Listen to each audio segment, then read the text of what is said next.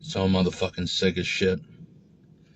And whatever, as usual, it's just going to have to be like in pieces, kind of disconnected, because you can't think about shit linearly anyway. All right, you just can't. That's just not how it works. And basically, I'm not even sure where to fucking start. I guess where I'll start is what I was thinking about before I stepped in here, and how I'm just totally sick of technology. I'm tired of this just unending oppression. I'm tired of this prison reality. And so, like, for an example, I guess I'll just, like I said, clothes are made for body types that do not exist. Okay? Shirts are never long enough. Pants have no room in the ass.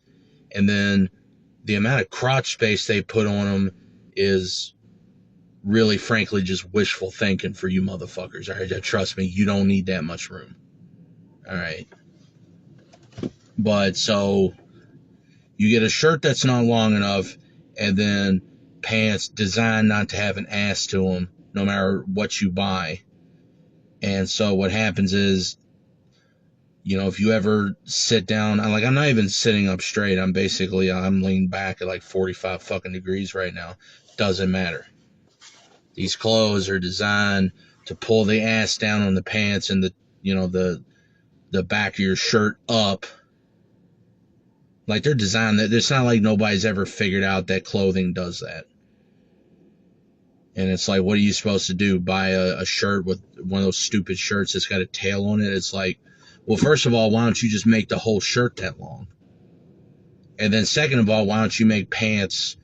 Like, dude, the flattest ass motherfucker on earth, all right, the Hank Hillest ass on earth, still has nowhere close to enough space in these pants. And it's like, they make the shit this way on purpose, okay? Because it ain't just a visual thing. It's not just it's none of that shit. It's actually like a safety thing, okay? Right, so for an example, for me to sit right here right now,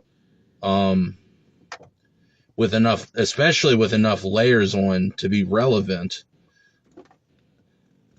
I have to, like, even just walking motherfucking 10 feet, the ass of my pants is already ridden down enough to where, if I sit down, there's like a 2-inch gap on my back. Okay, well, if it's cold and you're layered, it kind of doesn't fucking matter. If you don't have enough, if you don't have coverage, it's irrelevant, right? It's like you'll just lose heat that way, right? So when it gets super cold and I think about wind chill more, I'll go look at those charts. And some of them, like the ones online where you can like put it in and it'll tell you, right? Some of them will actually tell you what your rate of heat loss would be. And, it'll say it in like watts per square meter, right? So if you knew exactly how much exposed skin you had of square area, you would know how many watts of heat you would lose. And I mean, if you know anything remotely close to your daily expenditure, calories and watts are equivalent, right? Like, I think I've done the math before, but I mean, I believe, like, if you pretended somebody needed 2,000 calories a day, then I believe that's something equivalent to like 18 watts an hour or something, or like maybe around 20 watts, something like that.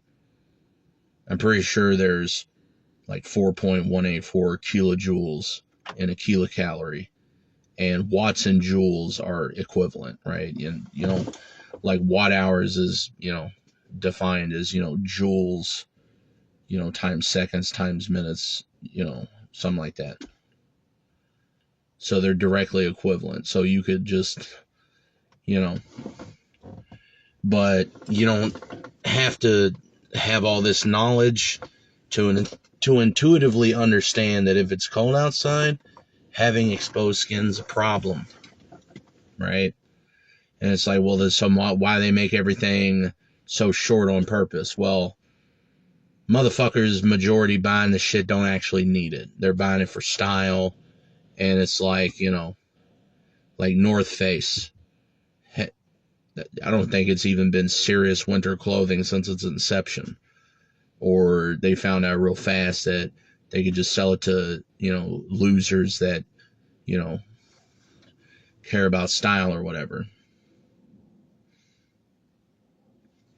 Well, I don't know. I'm kind of like, here's the thing, all right? I'm not made of money, believe it or not. And it's not when, like, I didn't choose my motherfucking body and create my own existence to where every shirt or coat like this one is too short. I mean, it'd be, too short even for somebody that's not built like me. And then choose for every clothing manufacturer to make shit wrong on purpose. Specifically for this situation, right? It's like right in the small of my back where, like, basically if I, like, really pull on it, I can get my two shirts to come down. Okay, well, that's not insulating anything. And if I sit here and try to pull the motherfucking pants up, okay, well, maybe they come up a little bit, but again, basically just two shirts there. Well, so I want to try to go for the lowest common denominator. All right, well, this coat actually works pretty well. Everything else I have for the most part is all right. But it's like, I need a decent pair of pants, and it's like, well, if I buy pants and a coat, it would cost me more than what I intended to do, which is buy like some insulated bibs.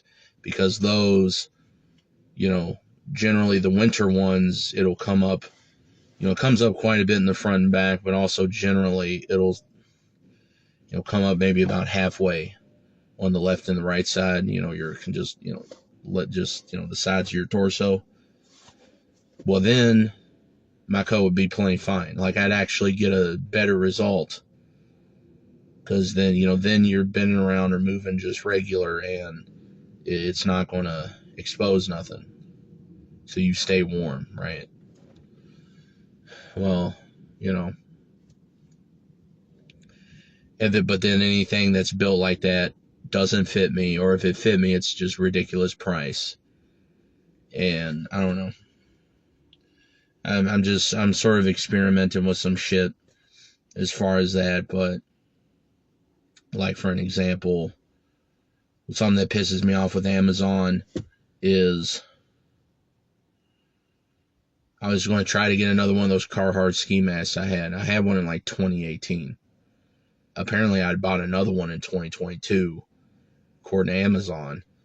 Well, I know I had two winter, ski masks, and then another one that was just kind of like thin material that I would sometimes wear under it just to help absorb sweat or whatever if I needed to. Well, no clue where the fuck any of them are. All right, I've torn everything apart.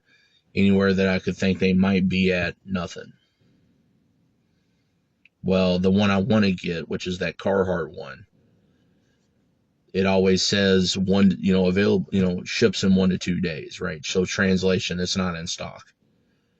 And I know that because today I was going to, buy one. I checked and it said one left in stock, but by the time I put it in my cart, then it said, ships in 1 to 2 days.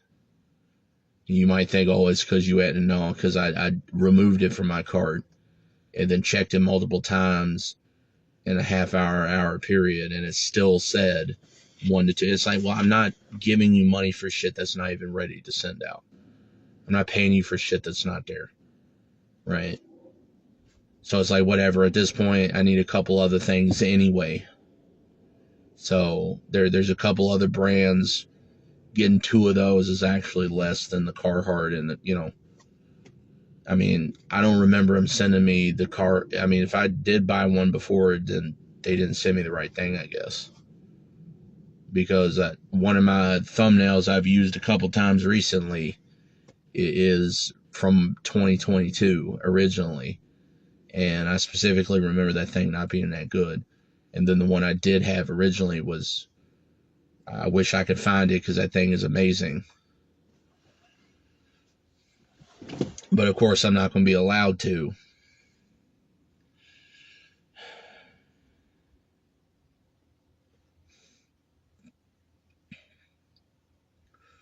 But everything, I said, I don't know if I'm going to be able to articulate this, and probably not. Like the shit that happens to me in my life is so all over the place that like I would actually have to sit down and like draw a fucking flow chart and actually have and try to actually like write it out and think about how to connect the dots on it. Because language, part of the reason language is useless is that you're trying to describe nonlinearities with a linear system. It just doesn't work that way.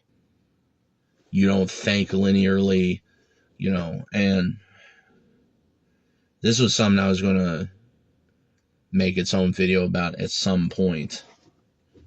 But I'll sort of mention it here. I think I might have done a video on it. Well, I think I've just like kind of like mentioned it before. But like, for example,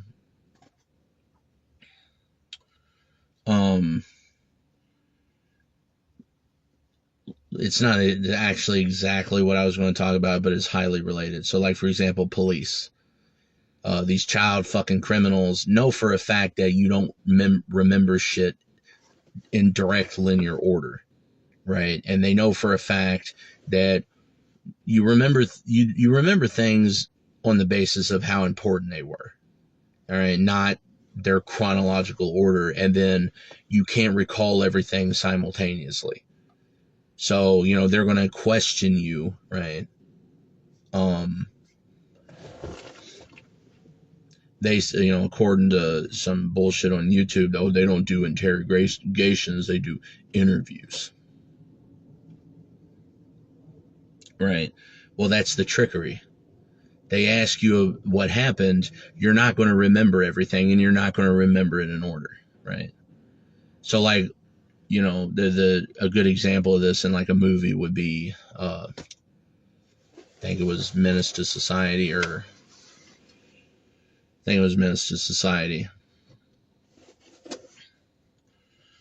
and there's a scene where that one gets arrested for, I don't know, they're trying to steal a car or whatever. And they got him sitting there grilling him, and I think it's Bill Duke that's actually playing that character that's like grilling him. He's like the cop or whatever. That dude that was in Predator, remember? And he was like the best friends with, Jesse Ventura's character. I got time to bleed, that dude. He's like supposed to be friends with him in the movie, but you know who I'm talking about. I think he actually played that character in that movie, the like cop interrogating him or whatever. But you'll notice how he does it. So I'll ask him to like confirm the course of events intentionally in such a way to confuse him and get him to accidentally say, yeah, that's what happened. Oh, wait, hold on. And it's like, because you don't remember shit in order. And so they'll fuck with you like that. And how a stupid character says, see, that's where you just fucked up. You just fucked up, right? And it's like, no, you just, see, what they do is because you don't remember shit in order and you don't remember everything that happened on the same day, that's what they're going to, oh, so you're changing your story. It has to be a story, right? It has to be like what you're lying to them. Never mind the fact all the shit online saying perfectly well that, them lying to you is just fine. Remember that one video I saw? It was like, I'm allowed to lie. Yeah, exactly. You're allowed to. See what I mean? Humans don't care about right and wrong. They care about whatever other child fucking primate around them said they're allowed to get away with. That's why they say shit like that. All right. So if you point out somebody doing something obviously wrong to you, you say how wrong it is, and what are they going to say? They're going to say some shit like that if they're evil. They're going to go, that's not what the law said. Right? that's one of the things that, you know, like I said, nobody, whether you think it or not, you don't think as linearly as you think you do. All right. Now, some people are better than me, a lot better. A lot of people are a lot of individuals are a lot better than me at just, you know, it's like back when I would waste my time with the child molester pillars. You know, a lot of them, you know, again, when they felt like they benefited from, you know, associating with me, would talk about how, like, much they like listen to me or this. I mean, I've heard that a lot in my life. I don't really believe it. I think it's bullshit. It just sounds really more like just ingratiating bullshit because they, you know, but either way, there were individuals who made videos and within that topic that, if you ask me, they were like actually good, you know, storytellers. And I don't mean story like they were making it up. I mean story like, you know, telling what happened, right? You know, like I don't know, one English guy, but you know, he would do you know, his 30-minute video would just be like really just cohesive, and it's sort of like point A to point B, right? That, you know, like that. I've never been able to do that. But the thing, like, so some individuals can like explain things or talk them out linearly like that, or mostly linearly, but you don't think linearly, right? And if you're going to talk something linearly, then it's because you basically thought it out ahead of time. And that's sort of what shit like this has always been a kind of like a stream of consciousness for me. Like, like I said, I'm not doing a dissertation. I'm not doing, you know, whatever. I'm not Googling shit ahead of time. A lot of times this shit functions for me as kind of like almost like a test of my own knowledge. And, you know, most of the time, unless I feel like I made it like a really, really, like, you know, I got something like really, really incorrect, I usually won't listen to my own shit until after I've already uploaded it. But the way it happens for me is like if I haven't even like got it onto my computer yet, it's like I just got done and I already have this feeling that I said something wrong.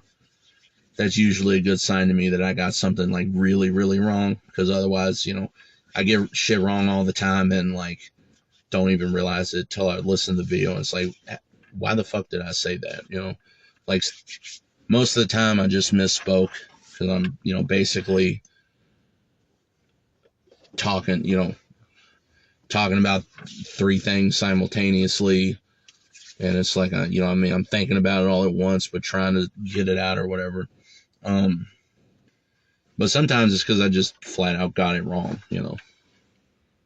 And very rarely will I kind of like double check something before I actually put a video up, because like I don't want to intentionally, you know, misinform. I don't ever disinform, you know, but sometimes I get shit wrong. But like I said, sometimes I try to be linear, but I just kind of give up on that sometimes. And mostly I do sort of like a stream of consciousness. But on that topic, I had mentioned about how like cops will exploit the fact that they know for a fact you don't remember shit in perfect chronological order. All right, they know that. They don't either. Believe it or not. But there's other stuff, like I've thought about it more recently, and I've sort of mentioned it before, but I don't think I've really gone like a whole lot into it. But everything is all about, like, life with humans around is all about exploiting just unavoidable biological. It's just going to happen, right? So, like for an example, well, if you're constantly being abused and fucked with your whole life, you're going to be constantly on high alert. You're never going to sleep well. Well, being sleep deprived essentially permanently automatically reduces your reaction times, your ability to make decisions, even your ability to judge distance. All right. Your ability to judge time. Like you're worse at everything, no matter how smart you are. That part's irrelevant. It's a guaranteed penalty, right? Well, if psychopaths don't like you, and they, like I said, the humans love they love maximal control for least effort. All right, it's sort of kind of like with virtue signaling. If they can just say that they care about something and get, and that's good enough, well, then they get the maximum credit with the least effort, right? The social credit score. I don't know why motherfuckers worry about China having this shit. It's not like that's just what, societal cockroaches do. The shit is implicit. But anyway, if these things can keep you constantly sleep deprived and angry, on alert all the time, and vigilant all the time, and constantly having other shit on your mind, well, that automatically penalizes you. So once they've kind of done the initial life destruction shit, they can kind of just let it take care of itself from that point, right? They got the Ron Popeil mentality, right? They just set it and forget it. They do the evil shit to you, and it's like now everything just kind of, happens on its own, right? Like for an example, in 2019, that second time when I was homeless in St. Louis, and this time I didn't have my fucking car because it broke down in California for another reason, which is, I get so tired of these preppers, because the fact of the matter is, most of the information that you're going to need in life, you're not going to have till it doesn't matter anymore. Okay. So, and another figment of the human social psychosis is that something humans love is this idea of having arcane information, right? They love the idea that they know something you don't. And they love the idea, you might be able to hear that right now. Basically, it's pretty fucking cold out here. And my regular gloves are, they're pretty good, but it's still kind of chilly. So what you hear me? Well, first thing you're hearing with my speech is, I've had this my whole life. I have no clue what causes it. And everyone I've tried to ask about it looks at me like they have no clue what I'm talking about. But what you're hearing right there, because so basically one of the things I'll do is, you just heard me put on a pair of nitrile gloves. These are 9mm, so they're pretty thick. And, you put those on and then put back your winter gloves like I just did, and it'll make them a lot warmer than you would think. On their own, they're useless because they're just too thin. It just conducts straight through the glove to the environment, right? But having that on with it is pretty nice. And but anyway, so you heard me putting those nitrile gloves on.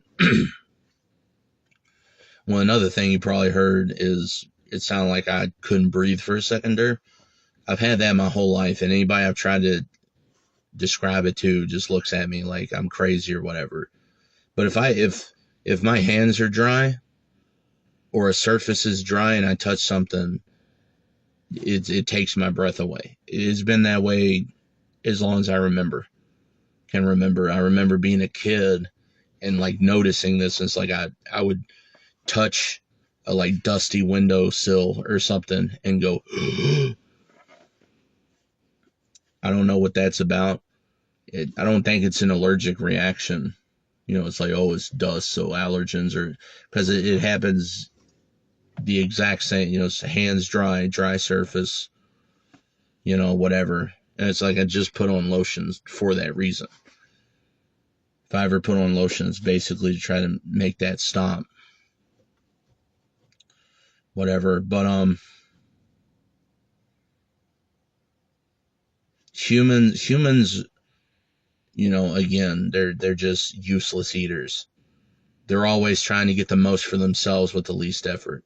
So that's another tactic they'll use, is get you angry, because being angry automatically makes you worse at decision making, right?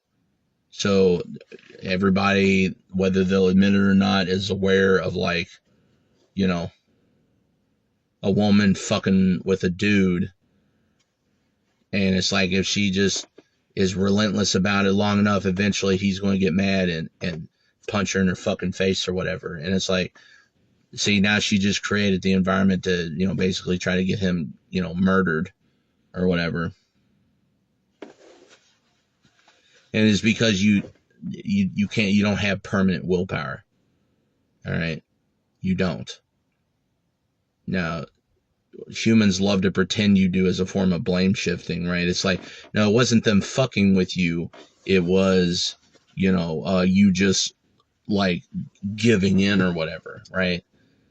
That, like, and it's like humans couldn't, like there's been this meme my whole life that I have an anger problem.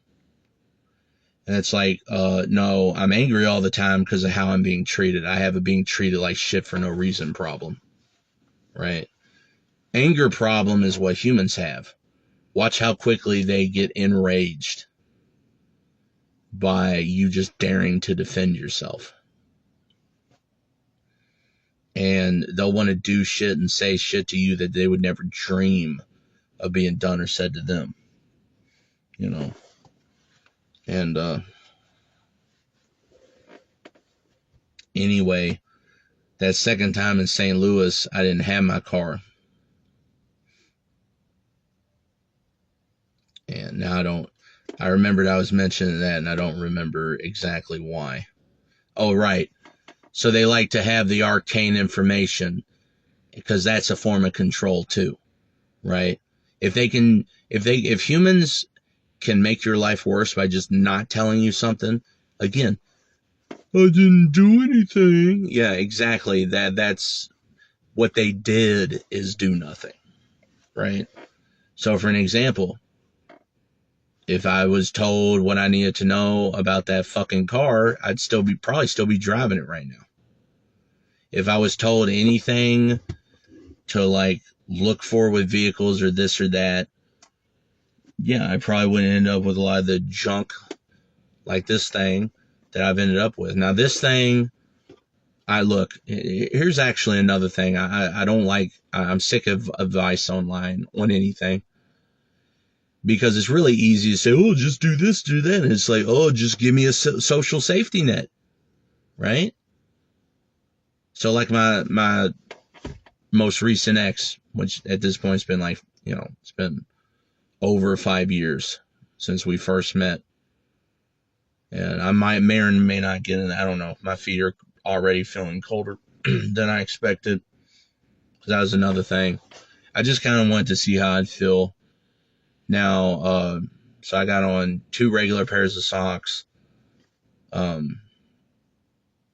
Those Carhartt over the calf ones, but actually I liked them a lot. But then over that, a second pair of socks that, the Carhartt over the calf, and then that second pair are both, like wool blend. Maybe I should have done 3 pairs of wool. I don't know. I didn't do my setup. If I were like really, it's like, in case something happens, dressed up to that extent, then yeah, I'd probably, have layers of, basically the equivalent of what I did putting those nitrile gloves on, right? It's just, you have layers of those thicker, I got the 3 mil bags, and, you just cut them off so that they're just big enough to, be up to about the top of your boot, right? And you pretty much layer that with your socks, and that gives a lot more insulation. If I had done that, my feet would probably be beyond good enough, but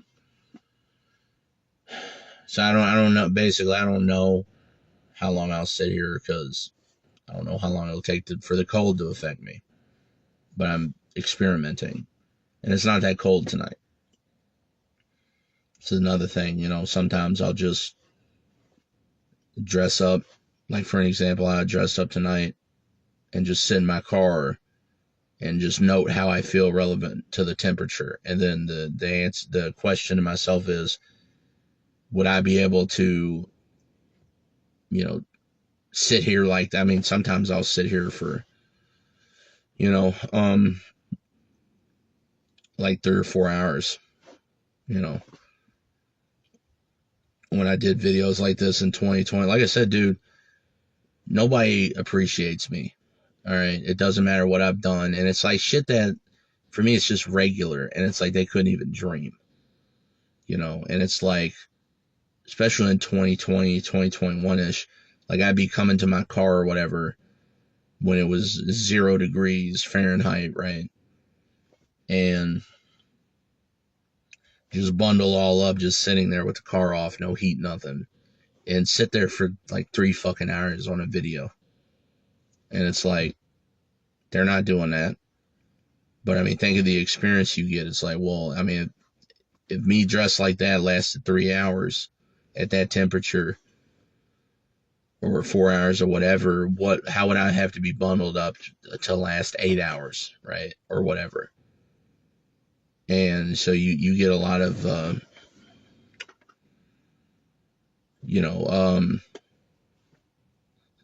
don't know, just experience with how to handle things. So if I planned on going out and it's like, well, just in case I broke down and nothing's working, how do I need to be dressed for that in this weather? And, how long will it last?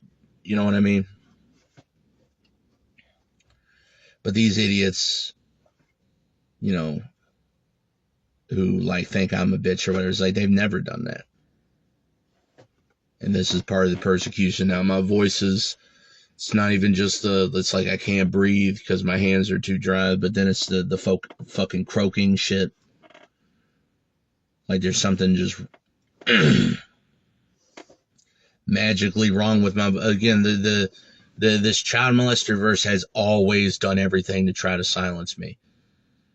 And it's either that, or it's like my previous ex, like they did to me again, just because I dared to try it again out of desperation, basically knowing it wasn't going to go anywhere, but hoping that it would. See, that's the thing. It's always, you think you have no hope.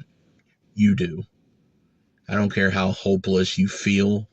There's always a -1. All right, there's always more the world that could take from you, whether you know it or not, or whether you think it or not. But like that monkey, all right, it's either me being silenced or like what it does, and it just wants to force me to be unheard. Ignore texts for days or weeks. Knows I want to call me back, doesn't on purpose, right? Hangs up on me, etc. This world, I don't know, like, it just, like, this world's had a problem with me since day one, and I don't know what his fucking problem is, but I'll be the solution if I need to. Because it just makes no sense what I've been subjected to. But like with my car in 2019, if I'd been given that information, none of that shit would have transpired. But because child molesters want to just withhold information because they want to extort you for fictional currency, you have to suffer needlessly. And then again, like my last ex, tried talking to his bitch ass again a couple, well, at this point, it's been almost a week ago.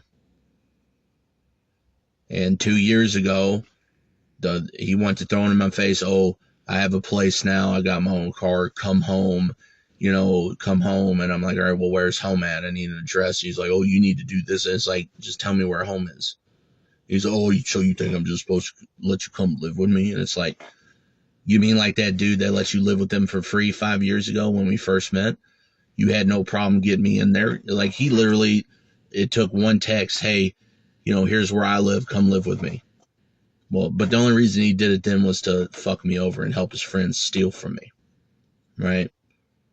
But it wants to come back because it realized now it's less effort to just dangle that shit in front of me, knowing that I need it, knowing that I need somebody to love and care about me. And when I go to reach for it, just pull away and be like, nope. And then act like I'm entitled when it's like I want what it keeps, fucking taunting me with. Or like if we'll act like it doesn't owe me something.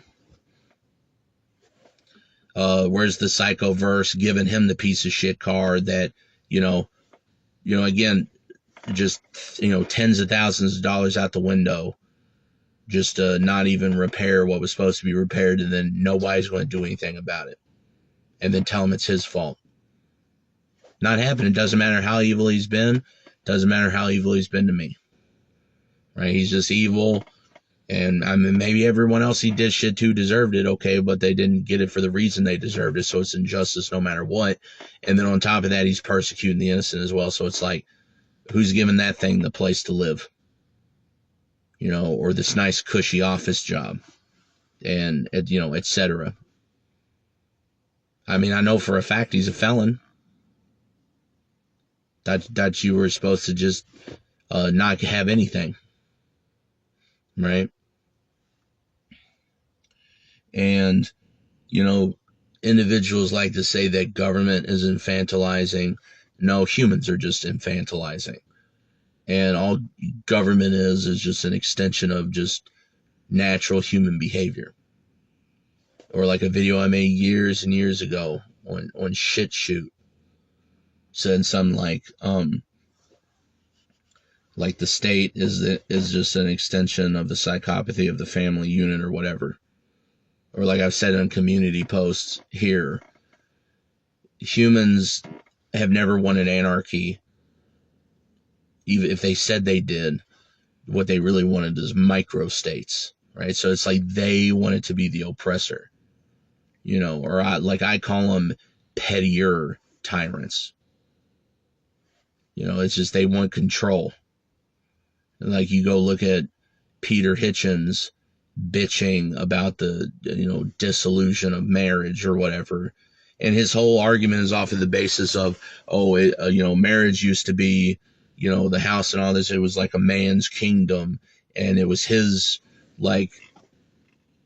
chance to basically be the king or whatever. So it's like, okay, you answer to the king, but then your household answers to you or whatever. And it's like, so you only want, trad con marriage or whatever just because you want to be a tyrant then. It's like you're just mad you don't get to be the oppressor. And humans love to phrase things with language of trying to make it sound like, they want freedom and all that. No, what they want is control. They don't want to be free. They just want to be the ones taking freedom away. So one reason humans love government is because they can oppress you and not even have to do anything. Even if they were held to the same standard as you, and it wasn't some, getting out of it with bullshit like spirit of the law instead of the word of the law, like whatever, justifications. Well, but the fact that it oppresses you too is why they want it there.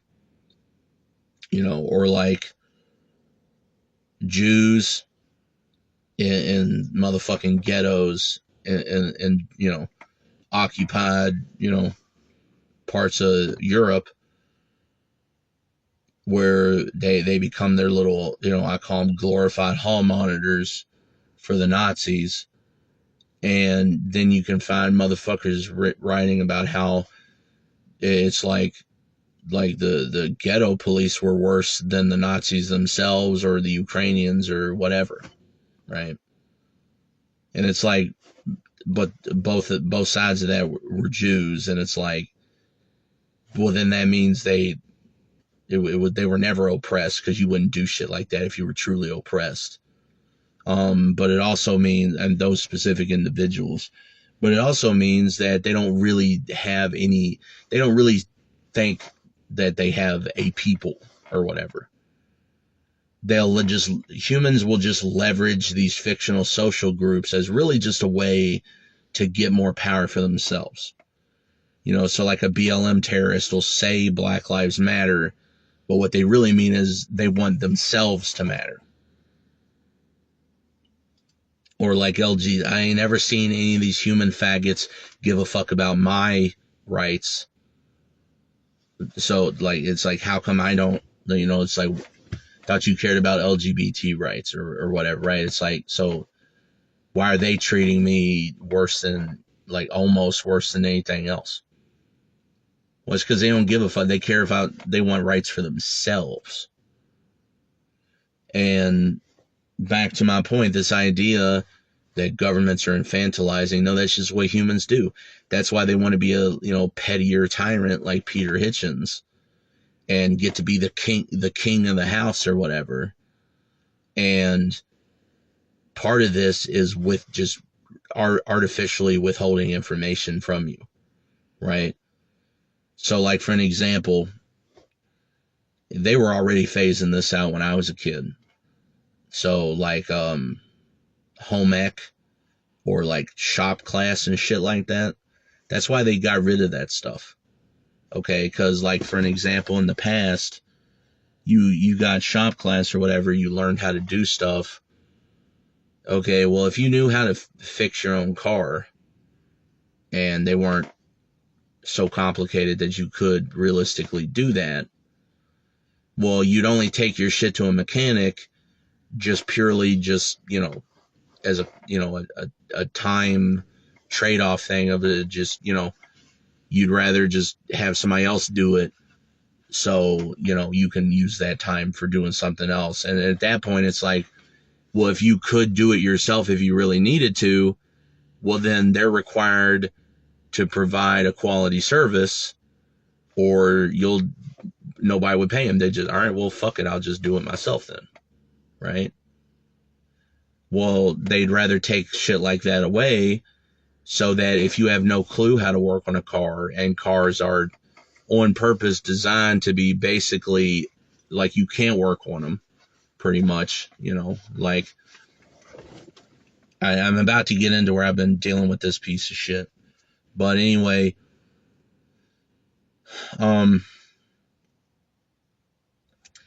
then you have to rely on them, and then they have all the control. So at that point, it's a monopoly. It doesn't matter how many companies there are. Because if, like, you literally can't get it fixed without them, well, then they just charge whatever they want. And they fuck you over, and it's, what are you supposed to do about it? I mean, like, a newer car, you like literally can't work on. And this is part of the reason that I've stayed with older cars for the most part. It's like, for an example, like my Mercury Sable, and I think it's a 94. Like, it's not even new enough to have like a, OBD2 on it. Older cars like that, there's not that much like electronics really. And like, I remember seeing Scotty Kilmer say that in a video years ago, and I've had this experience. It's like a newer car, it's like if the alternator or whatever it was is dying, a newer car, you try to turn the key, it's just not going to come on, right?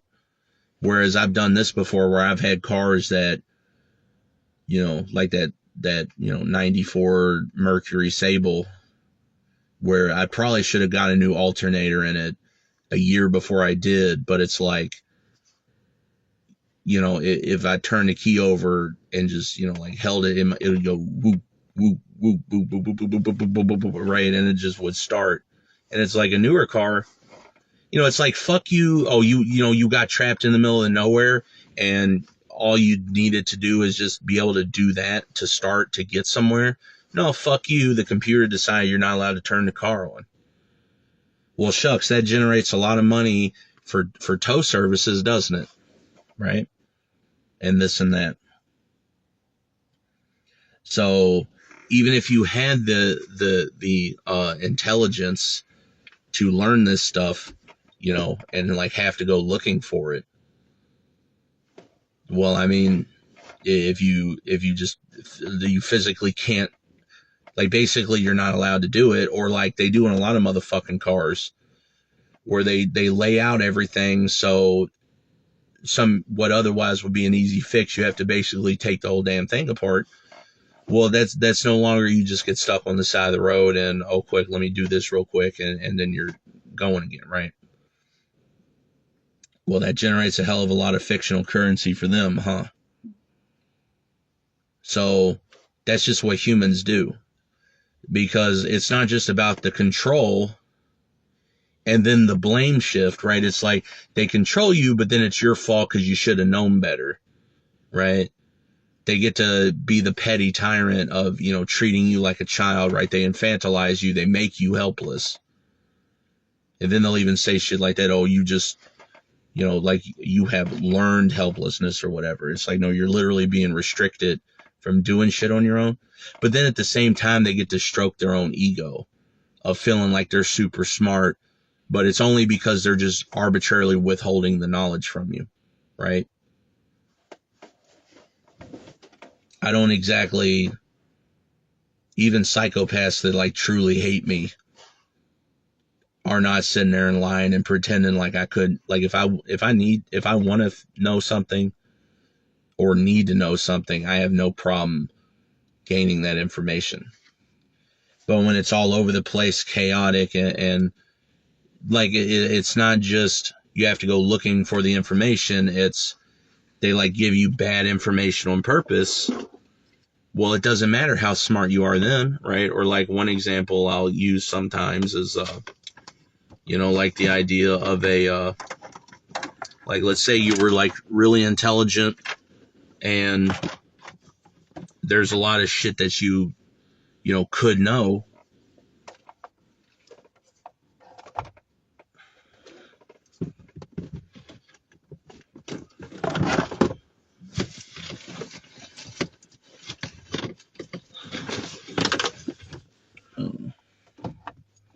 That was kind of random, but there was something out here I've meant to grab a couple times and I just remembered it, so I'm gonna get a hold of that now while I'm thinking about it. But anyway,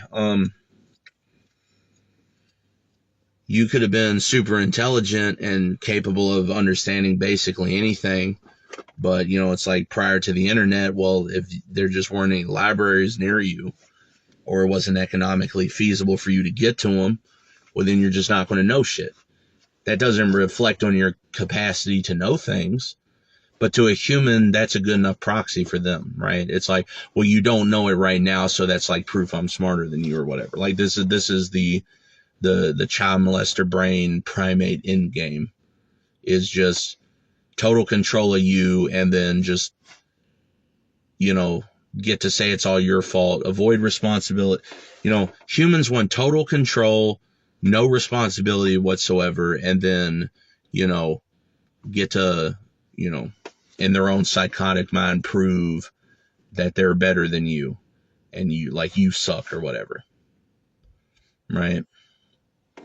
So if I knew that having to put in my that car I had in 2019, if I knew that having to put 2 gallons of coolant in it a week or whatever, and like not like if I parked it, there's no obvious leak, it's just magically disappearing while the check engine light is on the whole time, and I'm having to add it more and more frequently, right?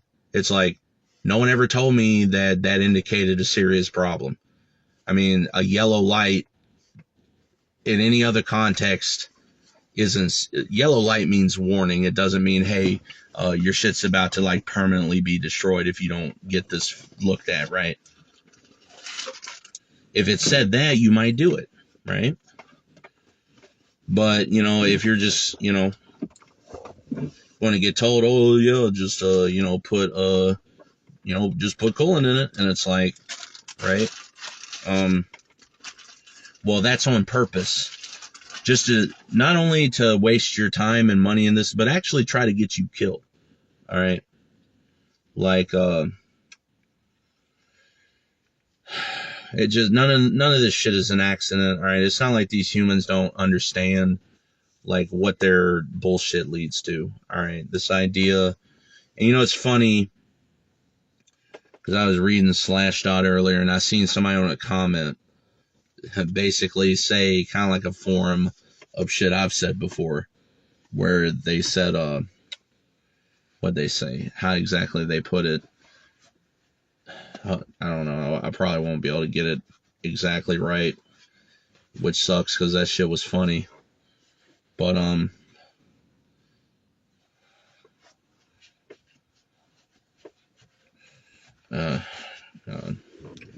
course, I don't remember. It's some, the way they put it was, well, the way I always put it was, like, I have basically the opposite of Hanlon's razor.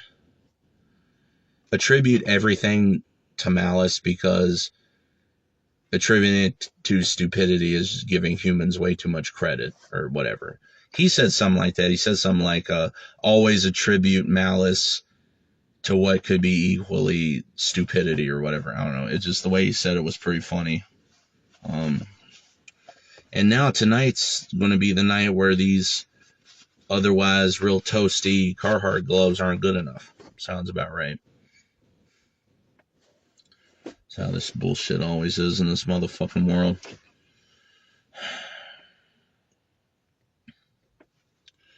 But, you know, I could just have some very basic information and avoided a lot of, but that's the point. They want you to go through that, right? This is like the relationship where, you know, you felt like everything was going well, but one day they drop you off and just block you on everything and disappear or whatever. And it's like, they made it a point to wait till they were far away before they told you that shit. Because what they knew what they were doing was wrong, and they knew what you might do in response, which, like, they would act like you don't have a right to do or whatever. But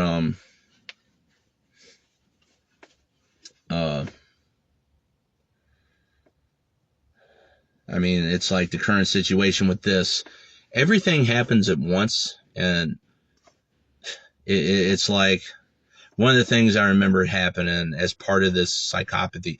You know, like Yahtzee from like Zero Punctuation had what he called the cock-up cascade.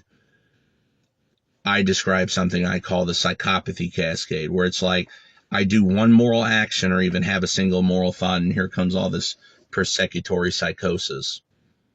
And basically, it mostly involves just destroying shit of mine, vindictively, you know, like as if I did anything wrong.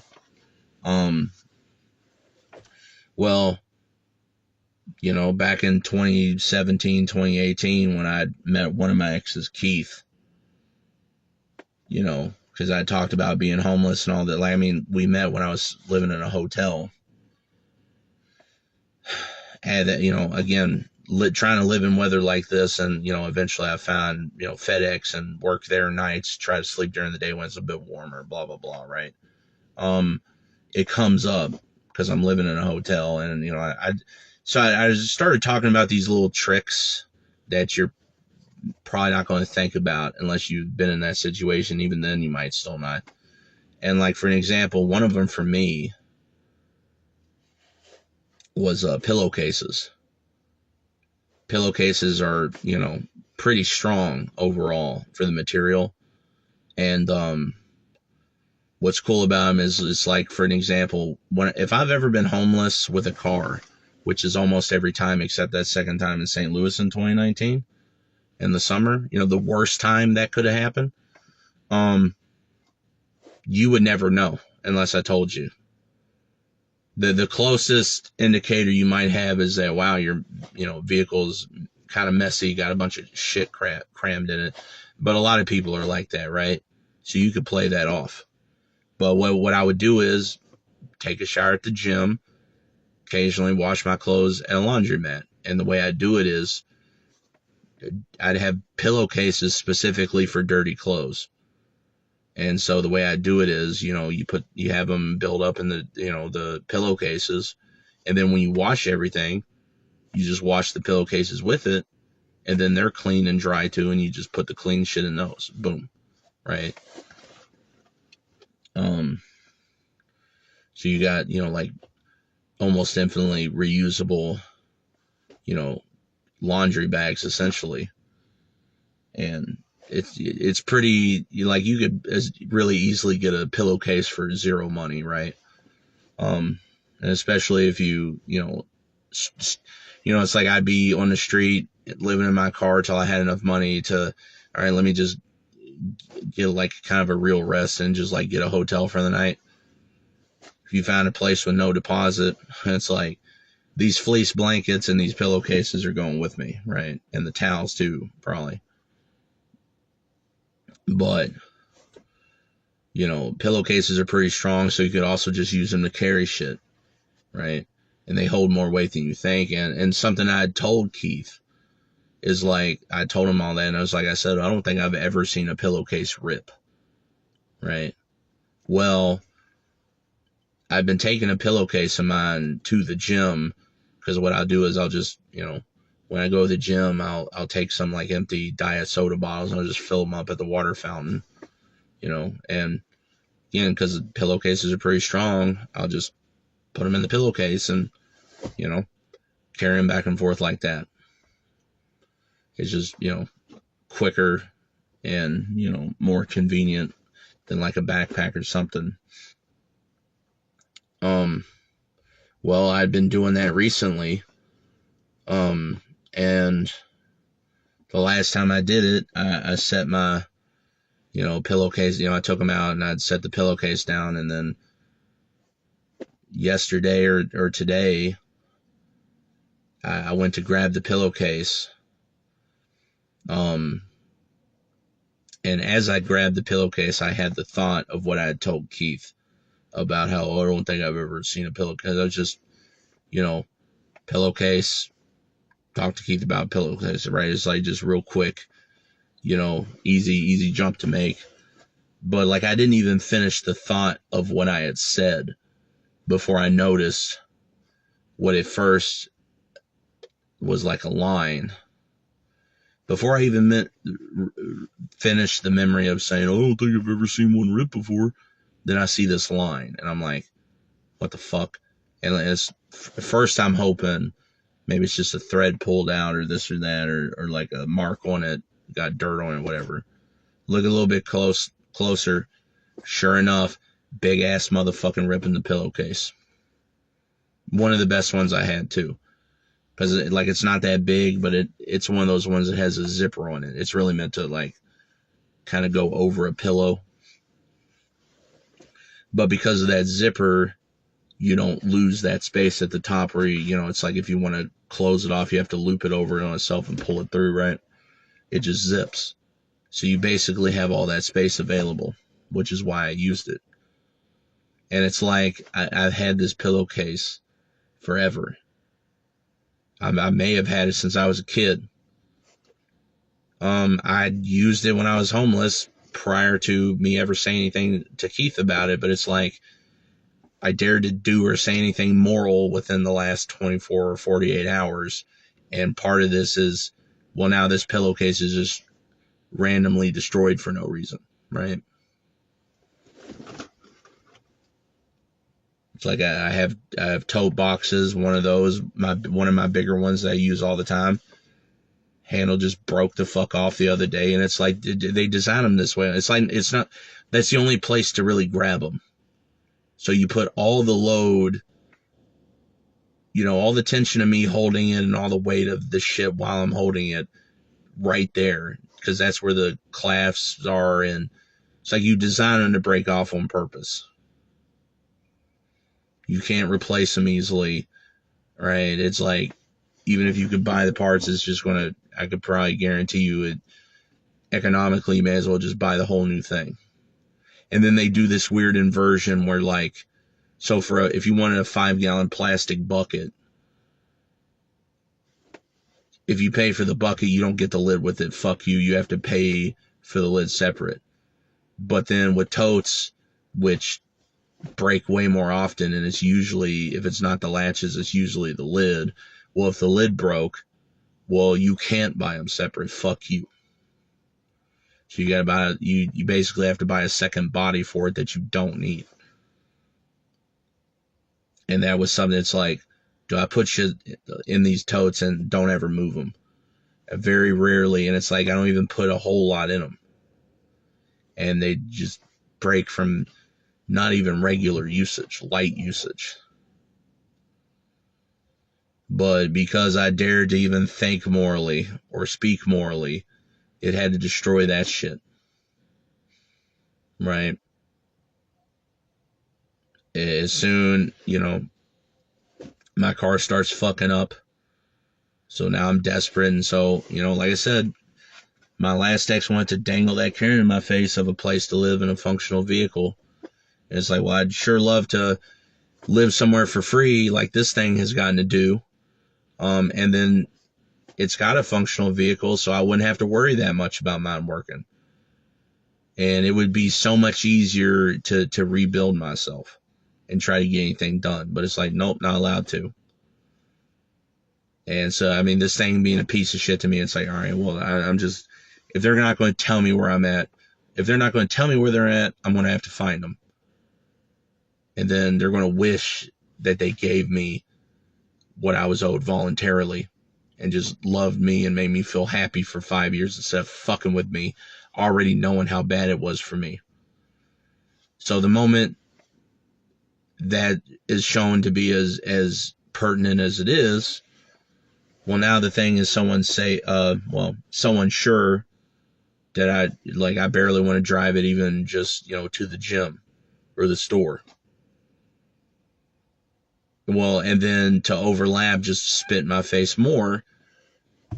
The last fucking almost 2 years now, I've been trying to find a decent room for rent where I'm just like, just don't treat me like shit for no reason.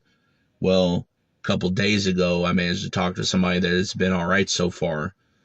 They haven't acted like everyone else. It might work. Oh, well, but they're an hour away by the highway. And so, like, the one that's not going to just fuck with me and waste my time only is going to show up when I'm not going to be able to get to him anyway because, this thing's a huge question mark right now. And, even if I got there, I might not get back. And, it's like, if whatever happened, it's like I could get there and then they end up not wanting to give me the fucking place anyway. I know how these places work. Even, it's like, oh, you wanted $900 a month or $400 a month. Like, it doesn't matter what the price is. I could show up and be like, well, look, I got the money in hand, cash right now. My money's not good enough. Right? So even if I risked it, it could be all for nothing anyway and just be even worse than it was already. Right? Well, this is what I'm talking about. So whatever the hell's wrong with this thing, so this is the chicanery for the last week with this thing. So it's had the engine coolant hot warning a lot. If I top it off with coolant, it's fine. Problem is, it's running through coolant like crazy. And then at the same time, my heater's gone out. It's been out for over 2 months. My guess is those are related, but here's the thing. Just my sort of like quick diagnostics. And of course, then I just remembered. So this time I remembered the thing I was going to take in with me, but I forgot one of the things I meant to bring out here. Whatever. Well, anyway,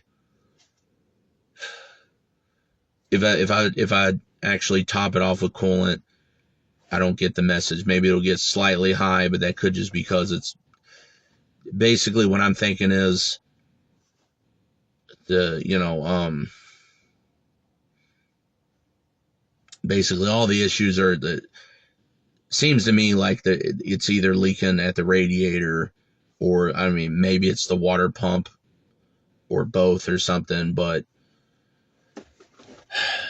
so anyway, I was gonna just check it with a scan tool. So I got a cheapo one, it didn't work, and I was gonna go try to get a different, more expensive one. But then I thought, well, if I'm gonna go out anyway, let me just take it somewhere where they'll do it for free. So I took it to them, and they tried 2 different ones. In both cases, it just sat there and never, for 5-10 minutes on either one of them, never actually finished scanning. And that's what I told him. I was like, all right, that's what I was afraid of, that the damn port might be broken. Well, so my issue is I've actually technically got 3 cars, because I'm not just going to throw my own shit away for nothing. All right, if I could find a position to get into in life where I actually could have the space and time to fix it myself, I very well could. All right, yeah, the shit don't take a genius. Even a head gasket, it's like I can buy a gasket and download a diagram and buy it and use a torque wrench just as easy as anybody else. All right, it's not like there's nothing to it, but it's not like I couldn't figure it out. But but I don't know. So, okay, well, I guess the scanner thing itself might be fucked. Well, if I was going to get, my idea was, so 2 of my 3 cars I actually have, and I'm, the second one I'm looking right in front of me right now. It's basically just a rolling storage unit at this point. Technically, I mean, it's stationary essentially, but it's a glorified storage unit basically for the time being. Well, I thought, well, that's the one I got fucked over so hard on before, but I did know that the scan port on it worked. So I was like, well, let me just try plugging mine into that one. And the idea was, I know there has to be something wrong with it, which is why, I actually, even though I'd already had this, I drove it for a while till it started acting funky, and then I started driving this.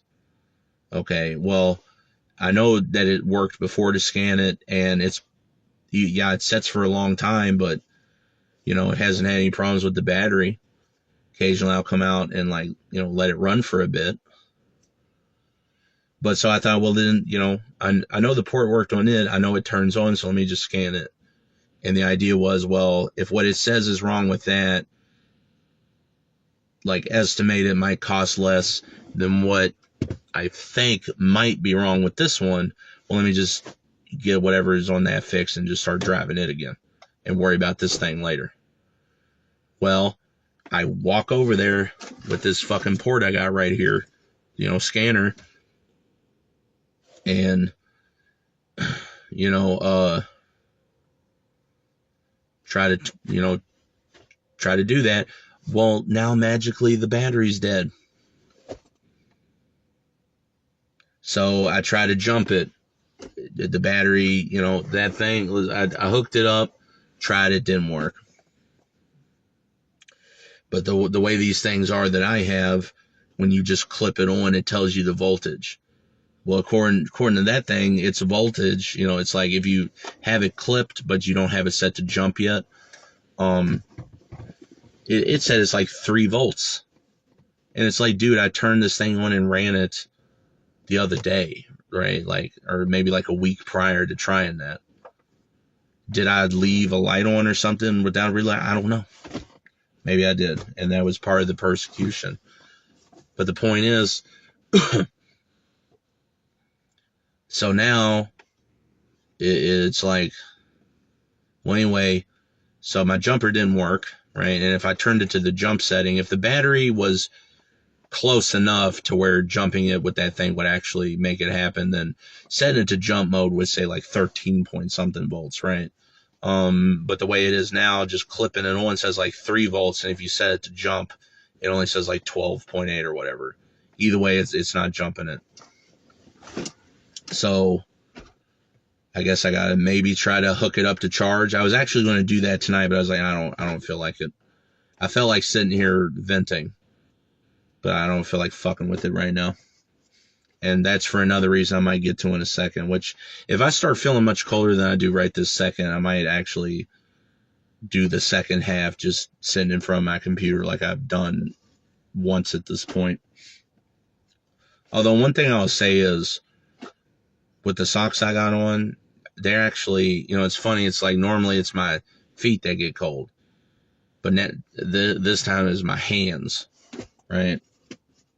So at least that seems like it's doing. If I had done my full setup, yeah, I probably could have just sat here all night because my legs are all right. I got a pair of sweatpants that are just kind of like cotton polyester blend shit. Then I got those Thinsulate insulated jeans, like brown jeans. It's like they're blue jeans, but brown over that. Then over that, I've got a pair of my 100% polyester sweatpants that are really good. And then just my regular cargo pants, they're just cotton, right? They're not, insulated or whatever, but, over that. And I actually, my legs feel all right. Actually, overall, right this second, I feel okay, other than, a little bit dubious on my hands. I definitely want to have some face masks. That's the thing. It's like, I could try pulling everything apart, but I do everything at night. Part of that's, and a big part of that's clandestine, right? It's like, I mentioned it with that dude in Atlanta a couple years ago at this point. I didn't ever want to leave my room, or how do I put this? I didn't ever want to leave that place, like, while he knew about it, right? It's like, if I were gone and I, like, came back when he was awake, that's fine. But the thing is, if these things know you're not there, they will try to go in your shit and they will try to steal from you. All right. But so, like, it's like a battery that low, if I could even get it to, like, recharge back, which I think I could. What I read, it's like it might take 30 hours. Okay, well, I can't have the thing hooked up for 30 hours. Because I just, like I said, I have to try to do everything in ways to where basically motherfuckers don't know about it. Because they'll try to fuck with me. And that reminds me of 2015 with my first ex. I remember us driving places, and it's like my car was acting. This is when I had that 91 Cutlass Sierra. And it was just all over the place on the road, shaking like crazy, and I had no clue what was wrong with it, right? Well, I took it to somebody to get looked at, and there's like, it was a real easy fix. And I was like, what was it? The lug nuts. Just had to tighten them up. And I was like, I checked those like the night before. And he said that. He's like, well, you probably got somebody messing with your lug nuts then. Sounds like somebody's messing with your car.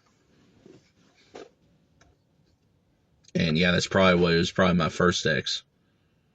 Because I'd let him drive it a few times. And like I said, if I go, like I said, Columbus, Ohio, they give you real detailed info. It's like, and by the way, after I was gone in early, I was out of there about this time of 2016. Got there January 1st. I was gone by probably about now. Dude, I can see his rap sheet for now. He has charges all the way up into like 2021 or 2022, including domestic violence charges. But like, they'll say what his home address was, or just where he was at the time. It'll say the arresting officer, and dude, it says everything for Columbus, right?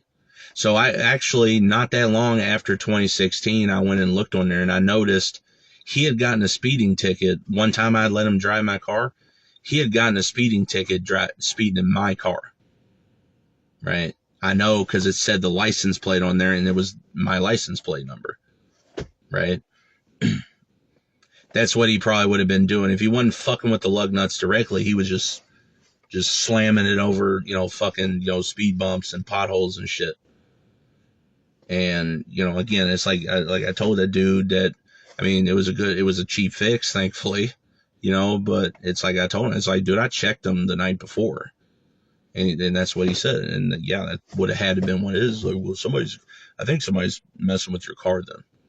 And it's like, well, yeah, it would have been that demonic entity, you know.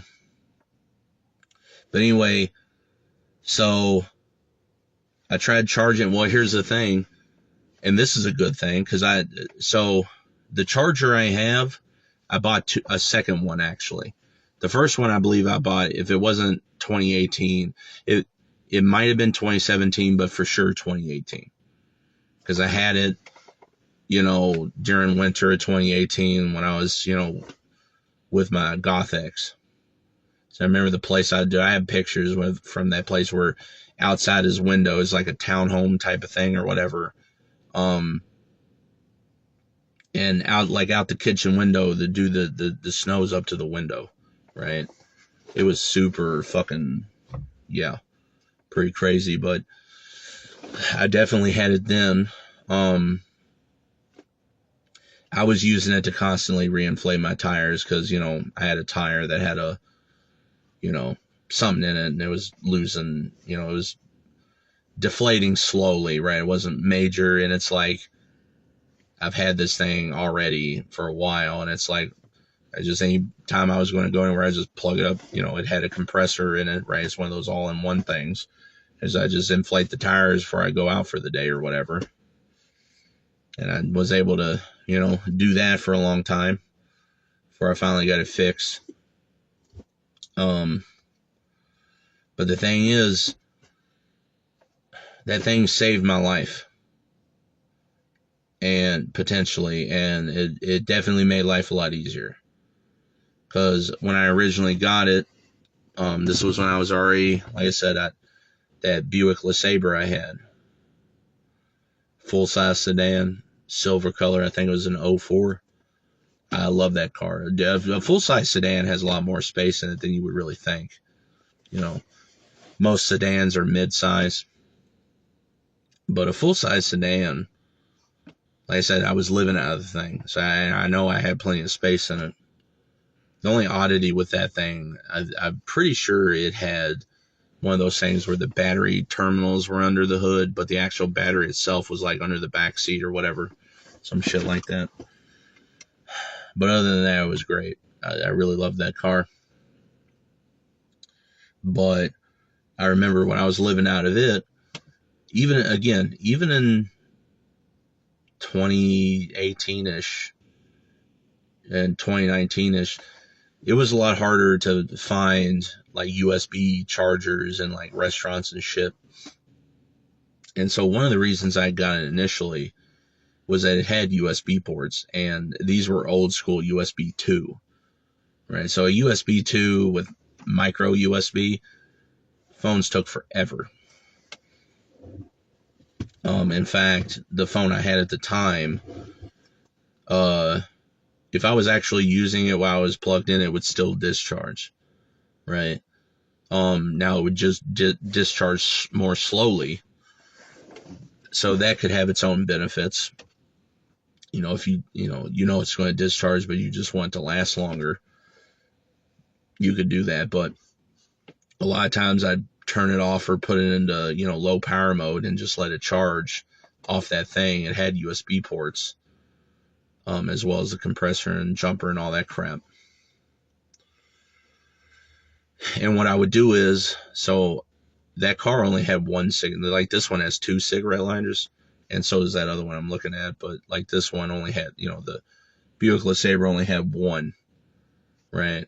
So the way I did it was, in fact, I just, this exact, what does it say? Die Hard, come on.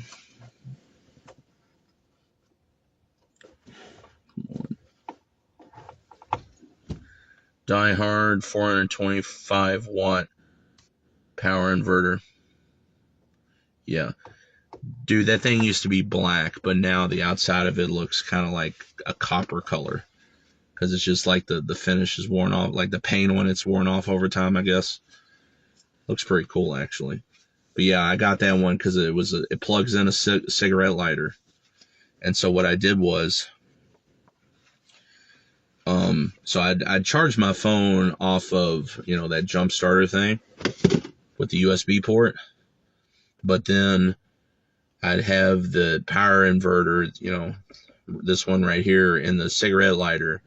Then I had a power strip plugged into one of the ports of the inverter and kind of, plugged into the plug on the back of the jumper thing, combo thing. Because it just has the prongs in the back, right? And it's like you're supposed to put an extension cord. I mean, I had the space with this inverter with a power strip on it to stick that to the back of it. And so you might see where this is going. I could charge my phone off the battery charger thing, but then the inverter plugged into the battery charger thing would keep it charged, right? And I was driving so much that the alternator would have no problem, keeping everything going, right? And so I would just always keep that portable battery thing topped off, running off the inverter since I was driving all the time anyway. So in a way, my car was like basically like a rolling, like gasoline generator in a way.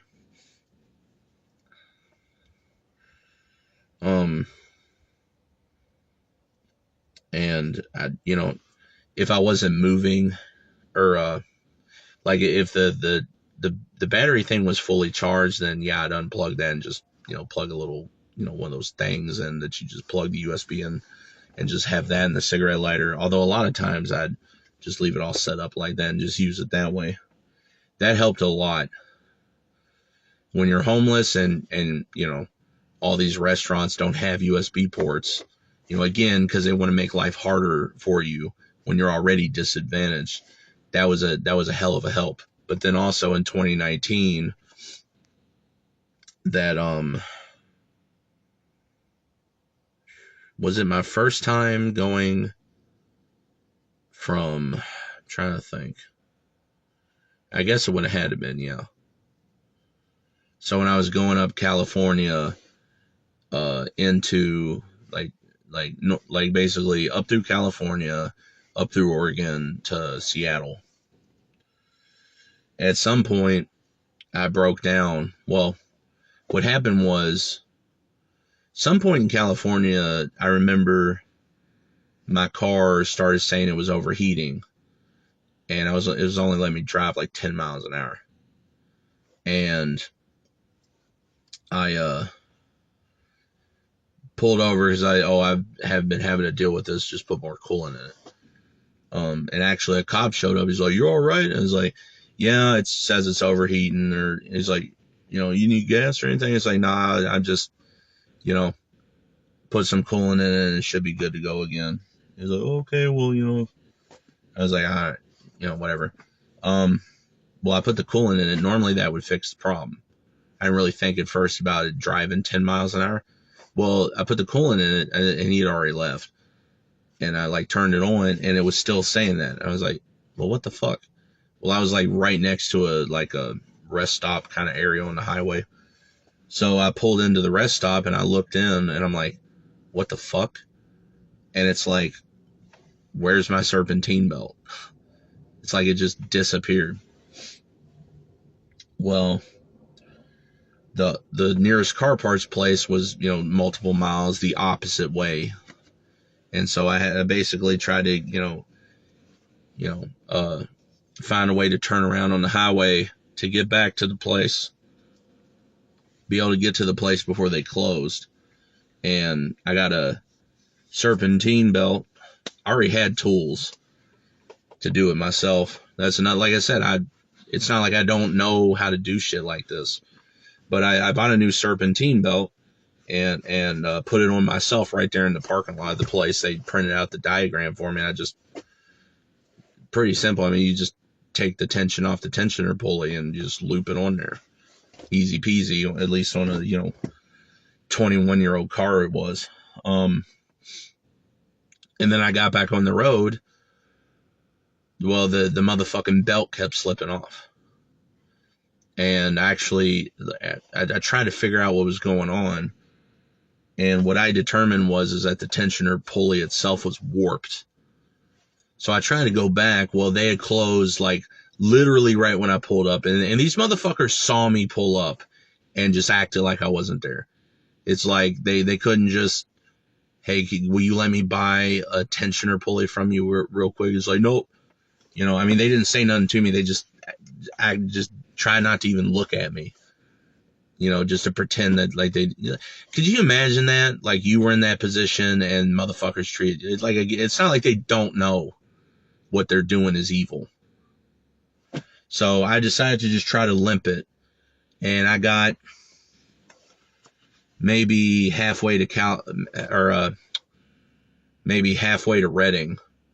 And I basically it just slipped off, and my only choice at that point was try to get it as far as I could. And well, the problem is with the serpentine belt off, there's no alternator essentially, so it's literally running off the battery, and it's not going to last long. Well, I just about got into. I just got it to a gas station and pulled in and turned it off. And I tried figuring out what the hell I was going to do.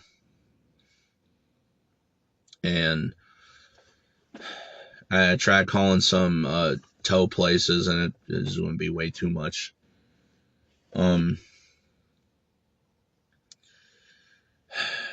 Well, I tried jumping it, and of course it wasn't jumping. I'd run down the battery pretty good. Well, at a point while I was trying to just figure out what the hell I was going to do, I had left it hooked up. And actually, the one I'm about to mention, and why again, it's always spin in my face shit. The one I had originally then is the one I was using for this. And so I had it clipped on, and I went to go do something else. Well, at a point, I got out of the car, closed the door, and then realized I locked my motherfucking keys in the car. I'm like, son of a bitch. The first thing I tried to do is take a wrench or whatever and like wrap my hand in my t-shirt and just try to bust the window out. So I need to get in my motherfucking car, right? Well, it wasn't working. It was warm enough that there was just too much give to the glass. Dude, I've punched my fucking windshield out before in cars I've had. Like literally just punched out the windshield. Like totally punched it out. Like seriously. Or like, one time, like just throwing my motherfucking phone, it actually busted out the passenger window in one car I had, right? So the one time I need it to break easy, that's when it won't, right? Well, trying to figure out what to do, I noticed there was a dumpster nearby with a bunch of twigs in it, and there was basically no seal on the top of my door, and that 04 Mercury Sable or 04 Buick LeSabre. It had what a lot of older cars from that era had, those rocker locks, and mine were super loose. So what I had done was I took a twig, one of those long twigs out of the dumpster, and I got my hands over the top of the window, and I just pulled it away from the body of the car. And I was able to get that twig in and hit that rocker lock to unlock the door. I was like, yes, I just had to break into my own fucking car. And I was legit hoping nobody saw me and was like, you know what I mean? Having to deal with that. It's like, I mean, this is my car, Sure anybody's going to believe that. Well, in the process of figuring all that out, I guess because I left that little jumper thing on it long enough, like if you clip one of those on, it'll essentially act like a charger. Right? It's like it's putting charge into the car. But so like it didn't have enough to jump it initially, but I guess just with that time I had it hooked up, I actually forgot to unhook it, which is probably what really saved me here. It put just enough into the battery itself to where then it would jump. Because after all that debacle, I got in and decided, I noticed I had left it hooked up, and I was like, whatever, let me just set it back to jump and just try it. It's just, I don't know what else to do. And motherfucker came on. Now I'm good to go again. I was like, yes. And I limped it a little further to a Denny's. And I sat there for that. That's where I went in the bathroom in that homeless dude had left a baggie of crystal meth in there. I still got the picture of it. But anyway, I went in there, I was talking to the dude, I was like, yeah, I would just bullshit and say I was on vacation. I was like, yeah, I was on vacation, and, you know, I had the serpentine belt came off, I replaced it, I got a little bit ways, it kept slipping off. I realized I needed a pulley. But the other place where I could have got it at, they basically closed a minute before I showed back up. So I tried to get it down here, ended up pulling into a parking lot because the battery was going dead. And it was, like I said, it was like 2 a.m, so he didn't mind, hearing the whole thing. And basically all this stuff, and I mean, I came in, I paid for a meal, and so I was told, it was like, basically, until I get a new tensioner pulley, it's going to, driving it's going to run down the battery. Now, there's a place a ways from here, but they don't open up for a few hours, so you don't mind me sitting here, for a few hours till they open, so I can, go over there or whatever. He's like, no, that's fine. I'll be leaving here, because I plan on leaving about it's like 8 or whatever. He's like, no, I'll be leaving at 6, but next one that comes in, I'll let them, manager or whatever, I'll let them know that, you're waiting for the car parts place, whatever. So I left. I went to the car parts place. I got a tensioner pulley, and I decided to just buy a new belt because it's like, the thing was slipping off, probably frayed up anyway. So I replaced the tensioner pulley in the parking lot of the place, and then put the serpentine belt on again, and it worked. And I felt like I had, I had confidence in the moment because I succeeded, or I thought it, till I got, basically, once I had gotten to Seattle, that's when I decided to go back down to wherever it is you get around, LA, I think, and then you can go east, and it's takes you straight to Vegas. And that's where I went to the Anytime Fitness. I think it was called Anytime Fitness Summit, or I don't know, some bullshit. You can find it on Google Maps. Well, I spent a few hours at the gym, and then I was like, there's nothing for me in Vegas, and I decided to just get some gas and leave. And then I plan on going back to Seattle, but as I was going up, north, I'd say right around Stockton, that's when my shit broke down, and it was done, right? It's the place I had it towed to, they said that the engine was cracked in half. I don't know if they meant the body or whatever, or the head or whatever. I don't know. But they basically, I couldn't afford to fix that, and so that's when I got trapped and decided to take a bus back across the country to St. Louis. But I'm more than capable of doing this shit myself. But it's if I get put in a position to where I don't have accurate information, right? Even if if it had been truly that's the problem. It's I'll find the Scotty Kilmer shit or whatever afterwards, right? But the thing is, even if somebody said that, you would never really think it would be that way, right? It's well, why wouldn't it be some big red light, and why wouldn't it anybody's, anything say there, you know what I mean? And plus, it's when it comes to shit like that, it's you pretty much already have to know the shit already to even know if the channel's any good, right? It's I'm an expert in audio type and video type shit, and it's if you're uninitiated, there I could say a bunch of technical stuff about audio or whatever that is absolutely true, but to somebody who doesn't know what they're hearing, sounds no different than a bunch of snake oil about, this cable has better imaging and all this. It's stuff that is meaningless, right? But it sounds just as incomprehensible is what I said, right? So you don't know enough to be able to distinguish the two. So even if it's legit information, how do you know, right? Especially when the bullshit sounds just as valid, right? And so as I said, preppers and all that, it's all bullshit.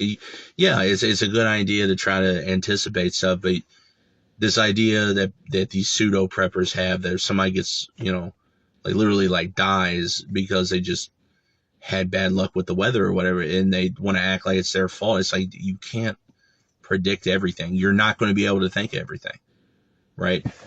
I never thought, that's like kind of what I was getting at. Well, so anyway, well, I never thought an ODB port, or OBD, like, I know they could go bad, right? I'm aware of the concept of stuff not working or going bad or whatever, but how common is it really for an ODB port to go bad, right? Like, I'm a computer expert. I used to get paid money to do this shit. And yeah, by the same metric, hypothetically, any part of a computer could go bad. However, in reality, again, I used to get paid money to do this. And again, me not seeing it doesn't mean it's not possible or that it's never happened. It just means it's so rare that, somebody who got paid to do this never saw it, right? In practice, I've never seen an AGP port be bad, a PCI port, a PCI Express port, right? Or, I've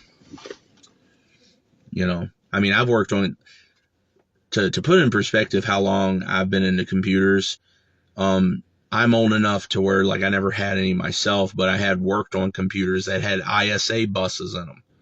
That's super old school, right? Or, like, I worked on computers that they didn't have SD RAM. They had Rambus or Rambus, right? Different standard, right? All of that shit that I'd never seen, but I never seen an ISA port bad, right? Now, I saw tons of bad RAM slots and tons of bad CPU sockets, because, like, old school CPU, first of all, they had actual pins on them. Nowadays, they have, like, solder joints or whatever they call them. It's just like little balls, and it just kind of sets there, right? Those old school ones, if you put them in the wrong way, you bend the pins, right? Or some of them, they're keyed, right? Like, they'll have a little notch or like just a mark on it. It's like, this is supposed to be in this corner of the socket, but the pin layout, the pin out isn't unique, and the socket itself isn't unique. So you could put it in the wrong way and not even realize it, and you just fried the CPU and or the CPU socket. Or you could, if it had a notch on it, but then it's like, for an example, there was a corner where there weren't pins on the CPU or on the socket. You put that in the wrong way, you just bent those pins, and you know what I mean? So, again, I'm not saying that those couldn't go bad, but it's so rare that I never thought about it, right? So, like an OBD port, okay, sure, it could go bad, but what's the likelihood? And so you just, like I said, and what's funny about it is the OBD scanner I bought,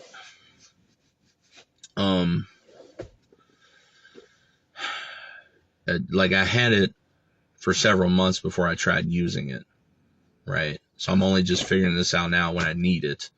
Now, anyway, to finish the diagnosis on this before I do the other stuff. So when I tried plugging in the OBD, because I just wanted to see, is there anything real wrong with it? If I'm lucky, because I'm trying to, like I said, basically, if I'm lucky, it's just a leak in the radiator or the reservoir or one of the lines, or maybe the water pump, or all the above or whatever, right? I'm worried it could be a head gasket as well. I don't think so, because it's losing a lot of coolant, but if I park it somewhere and I don't have the AC on because it don't work, right? None of that's on. It's actually set to off, so you can't say, oh, condensation. But if I just have it in, like, at the asphalt at the gym or whatever, well, after I back out, I can see a big puddle there. and it looks about in the position of the radiator. But again, could be the water pump, or I don't know. So it's losing so much coolant, but there's a leak and you can see it. So that's a reasonable indication that it at least might not totally be a head. Like, if I'm real lucky, that wouldn't be a head gasket at all. It's just losing coolant because there's a leak. Because if I top it off to the cold fill in the reservoir, it might get just slightly above the midpoint, but within a few days, it'll get to like 230, and then if I go much longer without topping it off again, it's going to go to 260 and start freaking out. And then, so, I remember that, like, when I was landscaping, it had, I think it was a brake fluid leak, and it's like every day, like, Joey Diaz talking to Joe Rogan years ago, it might have been 2018 or 2019, about when he did shit like that, and he mentioned, and this is a real thing, which they told me about it ahead of time though, thinking his hours were supposed to be, like, his money was supposed to be different, but it's because he was thinking, oh, you get there and that's when your pay starts. And he said, the boss was like, no, ain't you ever heard of windshield time? And I never heard that term, but I knew what he was talking about, because, like, you might get there at 6 a.m. and it's like, but they'll be out getting materials and other bullshit, and you might not get to the job site till 12, right? So you showed up at 6, you leave at 6, but you only got paid for 12 to 6 because they were dick fucking, for 6 hours or whatever.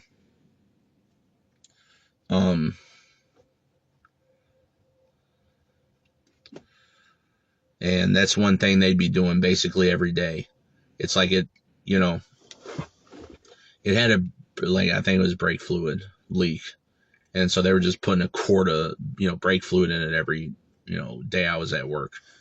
Maybe actually every day, because it's like, yeah, like, it's like with this thing, it's like, yeah, it's overheating because it's getting low in coolant, and I can, buy coolant and fill it up, but it's not getting hot. How do I put this?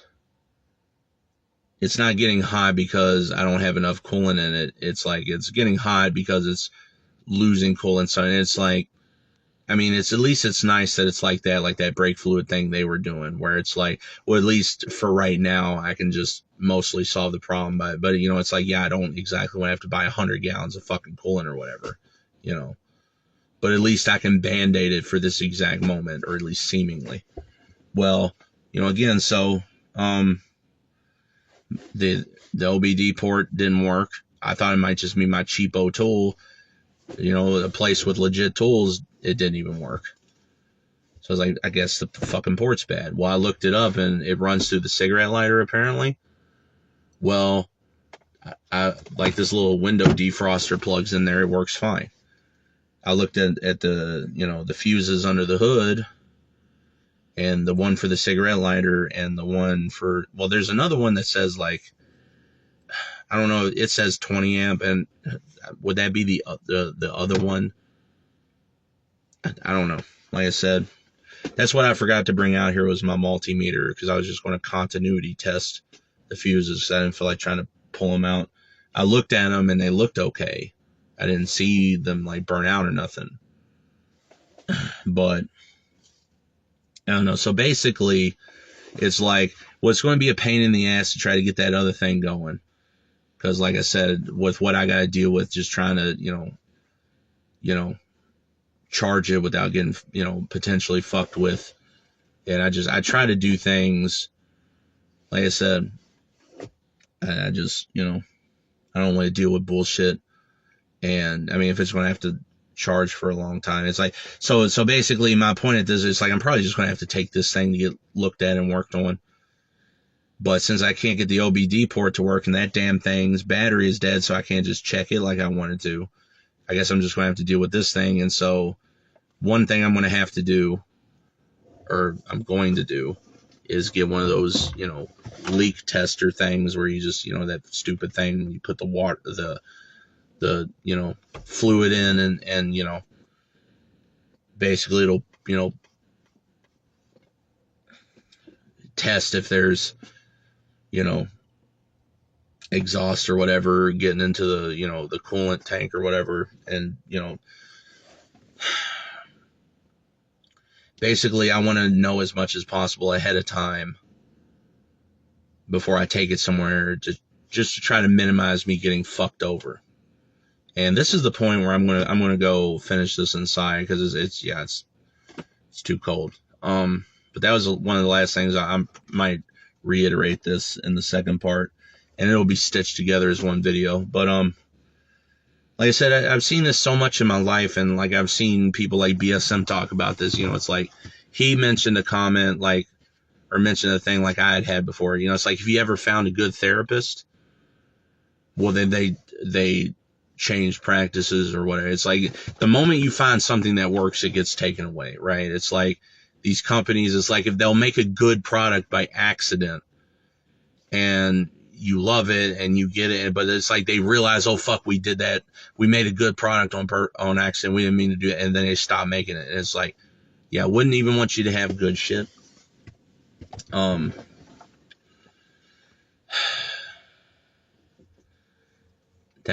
damn it. Am I seriously going to forget what the fuck I was saying right then? The point I was trying to make. Fucking Christ. What was I trying to say?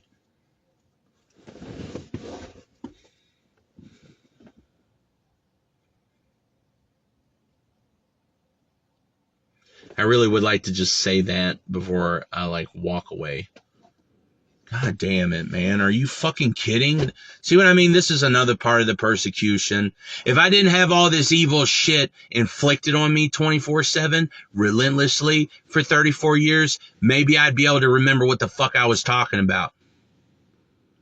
Like, I don't have enough on my fucking mind. Like I said, I'm so tired of this motherfucking world. Whatever. I'll remember the moment I hit motherfucking stop, won't I? Tired of this motherfucking bullshit every fucking time in this world. The simplest shit, and I'm just not going to be allowed to motherfucking remember it. Fucking piece of shit world. I'm just...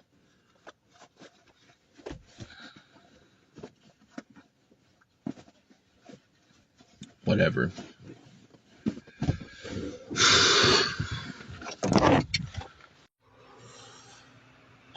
Alright, well, I'm going to try to finish this now and see how that turns out. So, right now I'm just sitting here playing a video game, Serious Sam, because, it's pretty cool, I guess. I'm at that fucking piece of shit part of First Encounter where it's got all the fucking frogs. And if you're like me, you just rocket jump up to where they pretty much can't get to you, and just kind of, deal with it that way. It's not perfect, though, because they jump way higher than you think and all that. Anyway, so I listened back to the end of the first part. Now I remember where I was going with that. But this whole thing, another aspect of spitting in my face is the whole thing about mechanics. Like, I mentioned Scotty Kilmer before, and he'll say that a lot. Oh, take it to a good mechanic, good mechanics, this, that, and, take it to somebody you trust. And it's like, again, like, it's one of those worthless advice things. It's like you don't think people have thought of that, right? The problem is, as I was saying at the end, and of course I'd forgotten that moment, what I was going to say, but, I used to have that. So, back when Sears still existed and some of them still had, like Sears Auto in them, there was this one that I would go to all the time because, I trusted them because they never fucked me over. It's like there's, a couple times I went there like thinking that the fix was going to be something more expensive, and then they're like, oh no, it's actually this cheaper thing, right? The Sears Auto where I got, work done until they shut down, right? Spoiler alert or whatever. That's actually where I got that, what I say it was, like Duralast or no, Die Hard, whatever the fuck it is. That's where I got that little power inverter I mentioned earlier in this when I was sitting out there. And actually, I remember when I bought that thing, they had two versions of it, and one of them was the cigarette lighter, like what I have there. But originally, I picked up the one that has to like wire into a battery, right? It's got the little, spades or whatever it's got on it. And like right there, as I'm sitting there, like I just bought it, and I was like, oh, actually, I bought the wrong one on this. I actually wanted this one right here. And like the particular dipshit at the register there, which wasn't any of them actually working on the car. They were just, it's like if somebody walked up and wanted to buy something like that, they were right there, But they like looked at me like they were like annoyed by that or something. It's like, you just saw me buy it. I'm right here. I don't even want a refund. I just want to exchange it. But it's like like I said,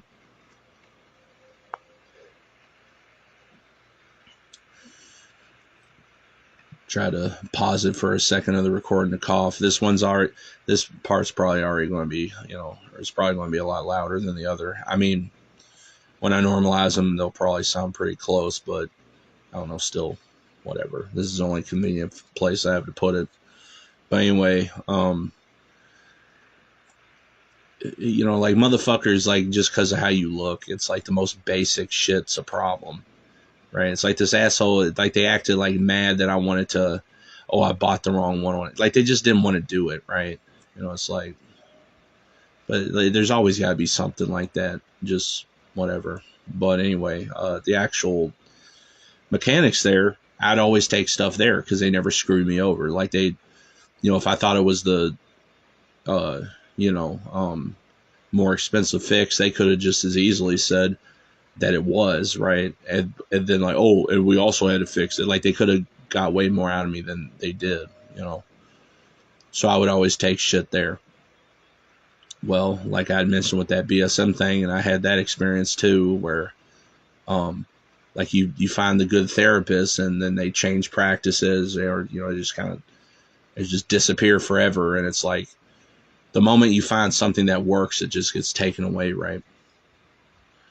Well, they shut down in 2018 or something, I think, or like 2019, and then I'm just at the motherfucking mercy of the Psychoverse on that one. And so ever since then, just everything's been a piece of shit. But, so it's they took shop class and shit like that away because they just don't want you to, humans want to control you by just making you helpless. It's like you could do it yourself, but they don't want you to even know how to. And like just the lack of information in a context like that wouldn't be a big deal if they were all like that, right? Where it's like you thought it was more expensive and they totally could have charged you for it and probably got away with it, but they didn't, right? It's like with movies and shit nowadays, it's, they just AI, collate all the advertising data and just, put out the movie that's shit. Everyone knows it's shit, but they also know it's going to, get views, right? They're not worried about, and it's like people talk, all these corporations are greedy now. And it's, the way I would put it is it's always been about greed.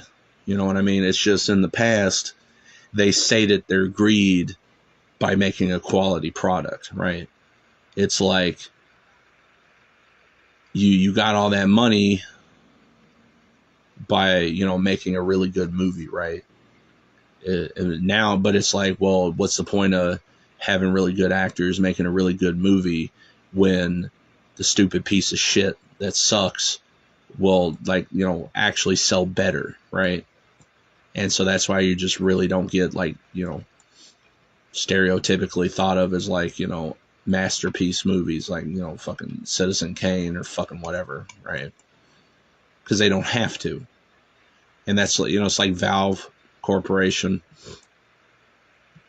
Like they bootstrapped themselves by, like, initially making good games, So it's like, well, at least in the past, okay, they're just a greedy corporation, but at least you got something out of it, right?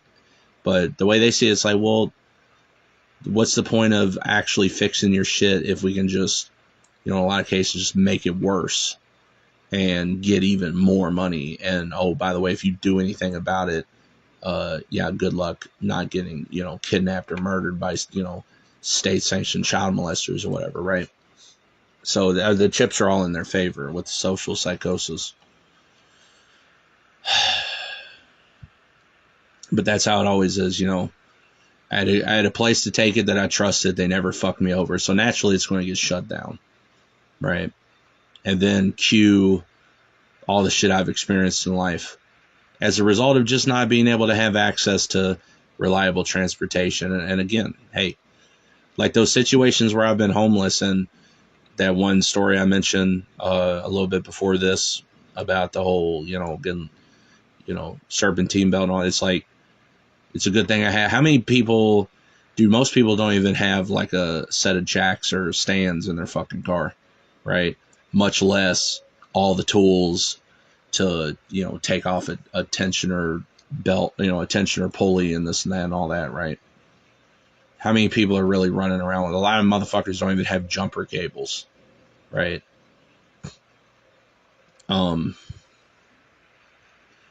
So you're really just at the, mercy of the environment. But that's the thing. It's like, well, even if I have the ability, if I'm trapped in a situation where, like, even if I had the ability, I didn't have the tools, or even if I had tools, they didn't work, or like, so what I was getting at earlier was that battery, compressor, charger, jumper, whatever bullshit combo thing I had, it's Schumacher. I think it was like SJ1289, or I don't remember the exact model number, but that's what I had in, 2018. And, in 2019, that's where, it really saved me a lot of trouble, because I was able to, use it to get it running again or whatever. I'd bought a second one in 2020 because it's like they were so fucking good, and I just wanted to have two of them. And, well, because of the cold recently, I've been thinking more about it. I decided to, I had both of them just in, actually my car that I'm at, I've got it, it's like right next to the one I do drive. I'm just not driving it, but they were like sitting in there, and because of the cold, I was thinking more about shit like this. So I brought them in and I, charged them up. And the one that's newer is the one that I put in, the one I am driving. And it's a good thing I did that, because when I figured out I was going to have to, at least try to jumpstart the battery in the other one, I was like, well, let me take this other one back out there. Well, I pressed the battery percentage thing on it, and nothing happened. I'm like, what the fuck? And I thought, well, maybe the button's just busted or whatever, because like the front sticker, that's even the design of what the buttons are, that kind of like all, sticker or whatever is all flaking off, and it's old. And I'm like, all right, maybe it's just the button. But then I plug it in, and it says 100%, but then as soon as I unplug it, it says 0% again. And so I tried hooking it up. I was like, all right, well, I've had it happen in the past where it'll say it charged, but it wasn't really, like it'll technically be 100% when it's plugged in, but it's not like actually fully charged or whatever. Or depending on what mode you have it in, it'll say a different percentage or whatever. So I thought, I don't know, let me just leave it plugged in. Maybe it didn't actually charge, but left it on for a long time. Took it back off, and it still said 0 as soon as I unplugged it, and then doesn't work again. I was like, all right, cool. So I guess that one's dead. So you think, they say one, 2 is 1 and 1 is none. It's like, well, I'm just, forced to buy 2 of shit just to have 1, right? And the extra, spit in the face is just the fact that the one that the Psychoverse killed was the one that I had back then, that was so useful to me. That is why I even bought a second in the first place, that I had all those experiences with. And so, like, that's the one with sentimental value, and it's like, that's the one that's going to get destroyed. Of course. Why wouldn't it be? You know?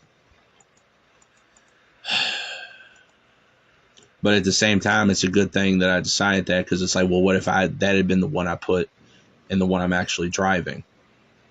And then something happens and I need it, and then, then I realize it doesn't work.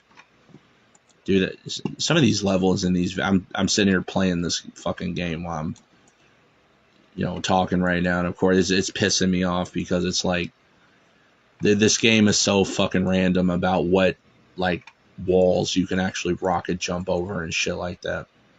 It's just annoying as fuck. Oh, okay, so then when I do it that way, it magically works. Whatever. But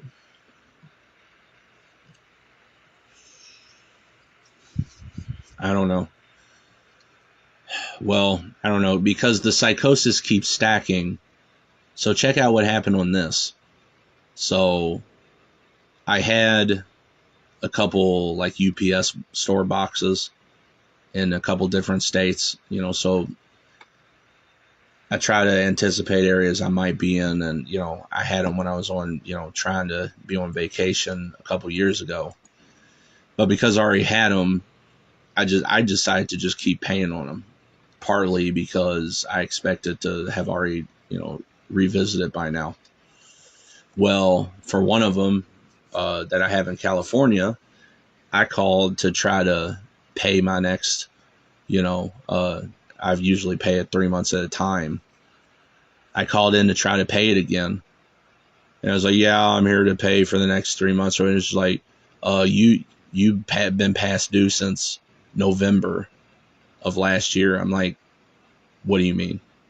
So, you haven't. It's like, no, I know for a fact I've paid, because I got written down when I called in to pay it, and I have the card number I used, and it had, it's like, it had the money on it, and now instead of $120, there's only $8 on there. So you're trying to tell me that they just took my money but didn't actually apply it to my account, and now you're trying to act like I'm delinquent when I know I paid for it? And then she tried to give me this bullshit about how I gotta, like, email them my motherfucking driver's license and shit. I was like, I'm not doing that. Well, it's a government thing. They say you have to. I don't care.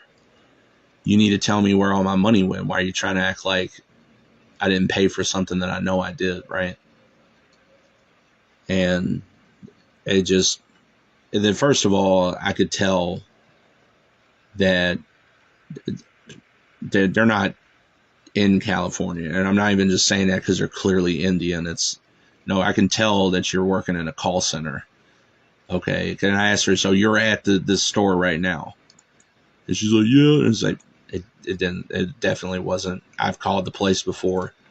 Would they make it so now I can't just call the store? Like, I don't care what some system at some place said. I care what the store said. I don't know. So actually, this bitch really started to get on my nerves. So it's like, you know what?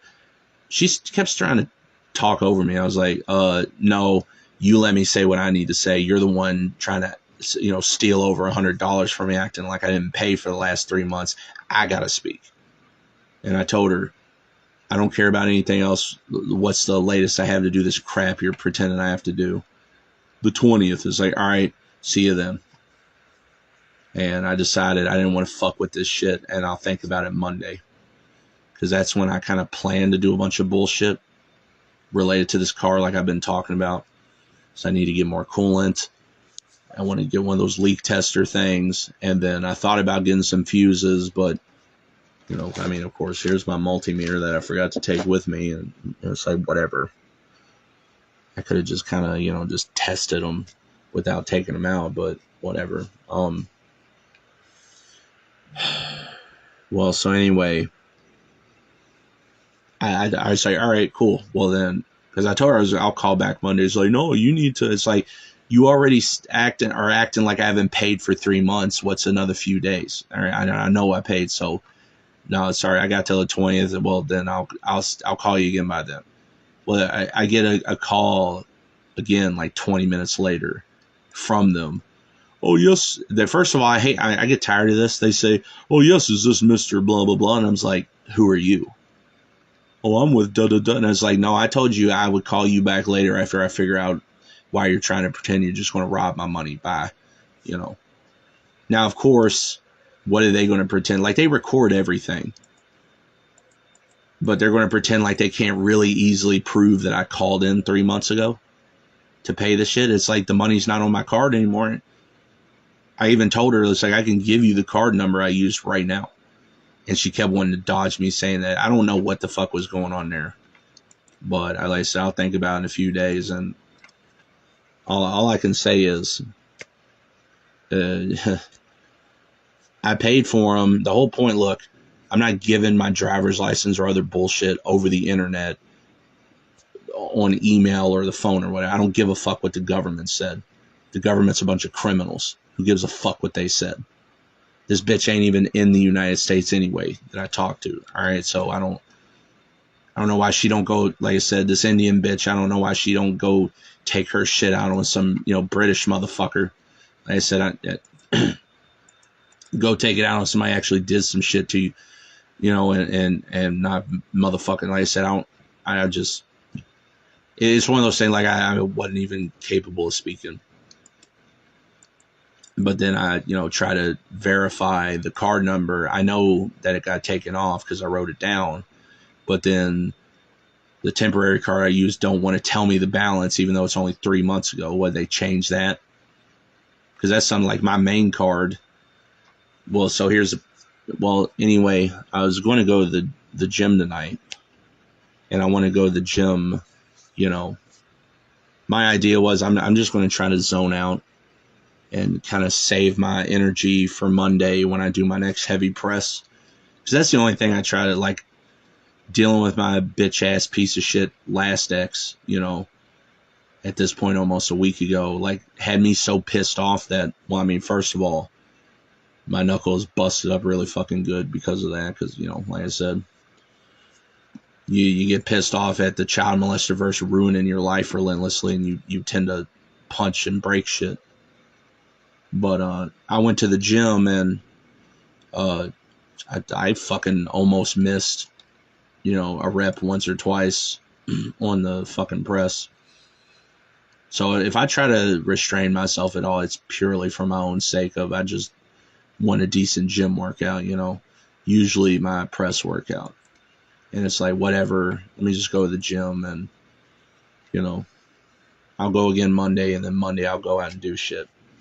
Well, my main card that, like I said, I pay for everything with temporary cards or whatever if I can. I'm not putting my main shit on websites to get hacked. And I love it when you talk to businesses and ask them about, the logistics of that, and you explain your reason. There's like, well, we have a secure website, and it's like, you just, you do the card, you just like face palm, right? You just like pinch the bridge of your nose, and you're like shaking your head or whatever.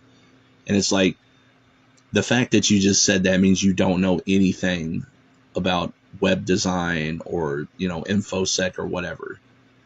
Like, you having a secure website doesn't mean anything, right? It's just, like it's like at that point you just want to give up. Well, so anyway, the point is, the only thing I have on my like real for real main card is my gym membership. And the only reason for that is it's grandfathered in because I've been using it for that for, 6 years now or whatever, at least. I at the very least started doing that in 2019. So it's the only thing. Well, when I was going to go to the gym, I realized, oh, right, I got a new card recently that I had to activate. It's like every couple years they send you a new one, right? And I had to activate it. And then I was like, oh, fuck, wait, please tell me it gives me a little time before it expires. And then I checked, and sure enough, my original one before they sent this new one, I already activated, but the thing is, it expired a week ago. Well, I didn't even think anything about it because the new one works. But I forgot about the fact that I needed to call in to the gym and give them the new number, right? And that's how that would work, right? See, one of the reasons I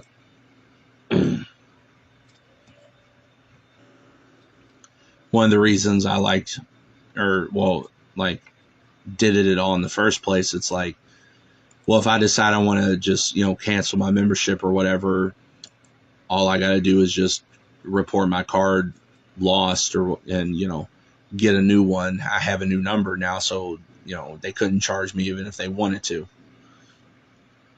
And this is why, I'm pretty sure this is why places like Gold's Gym or Planet Fitness want a legit bank card, because your bank card is just tied straight to your bank account, right? I don't even have a bank account. I've got cards I get paid on, right?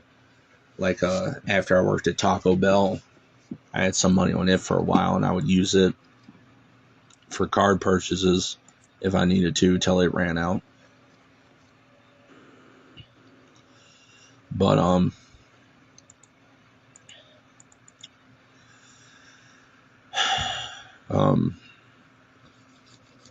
I don't know.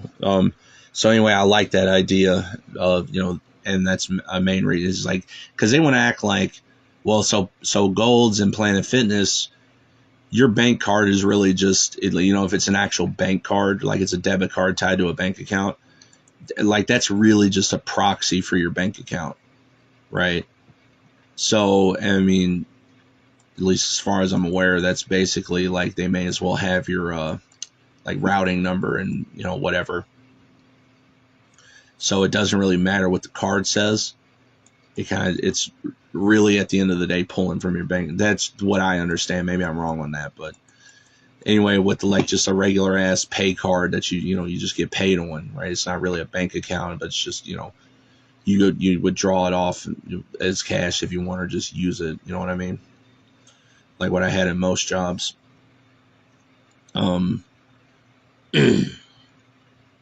Well, anyway, my main card,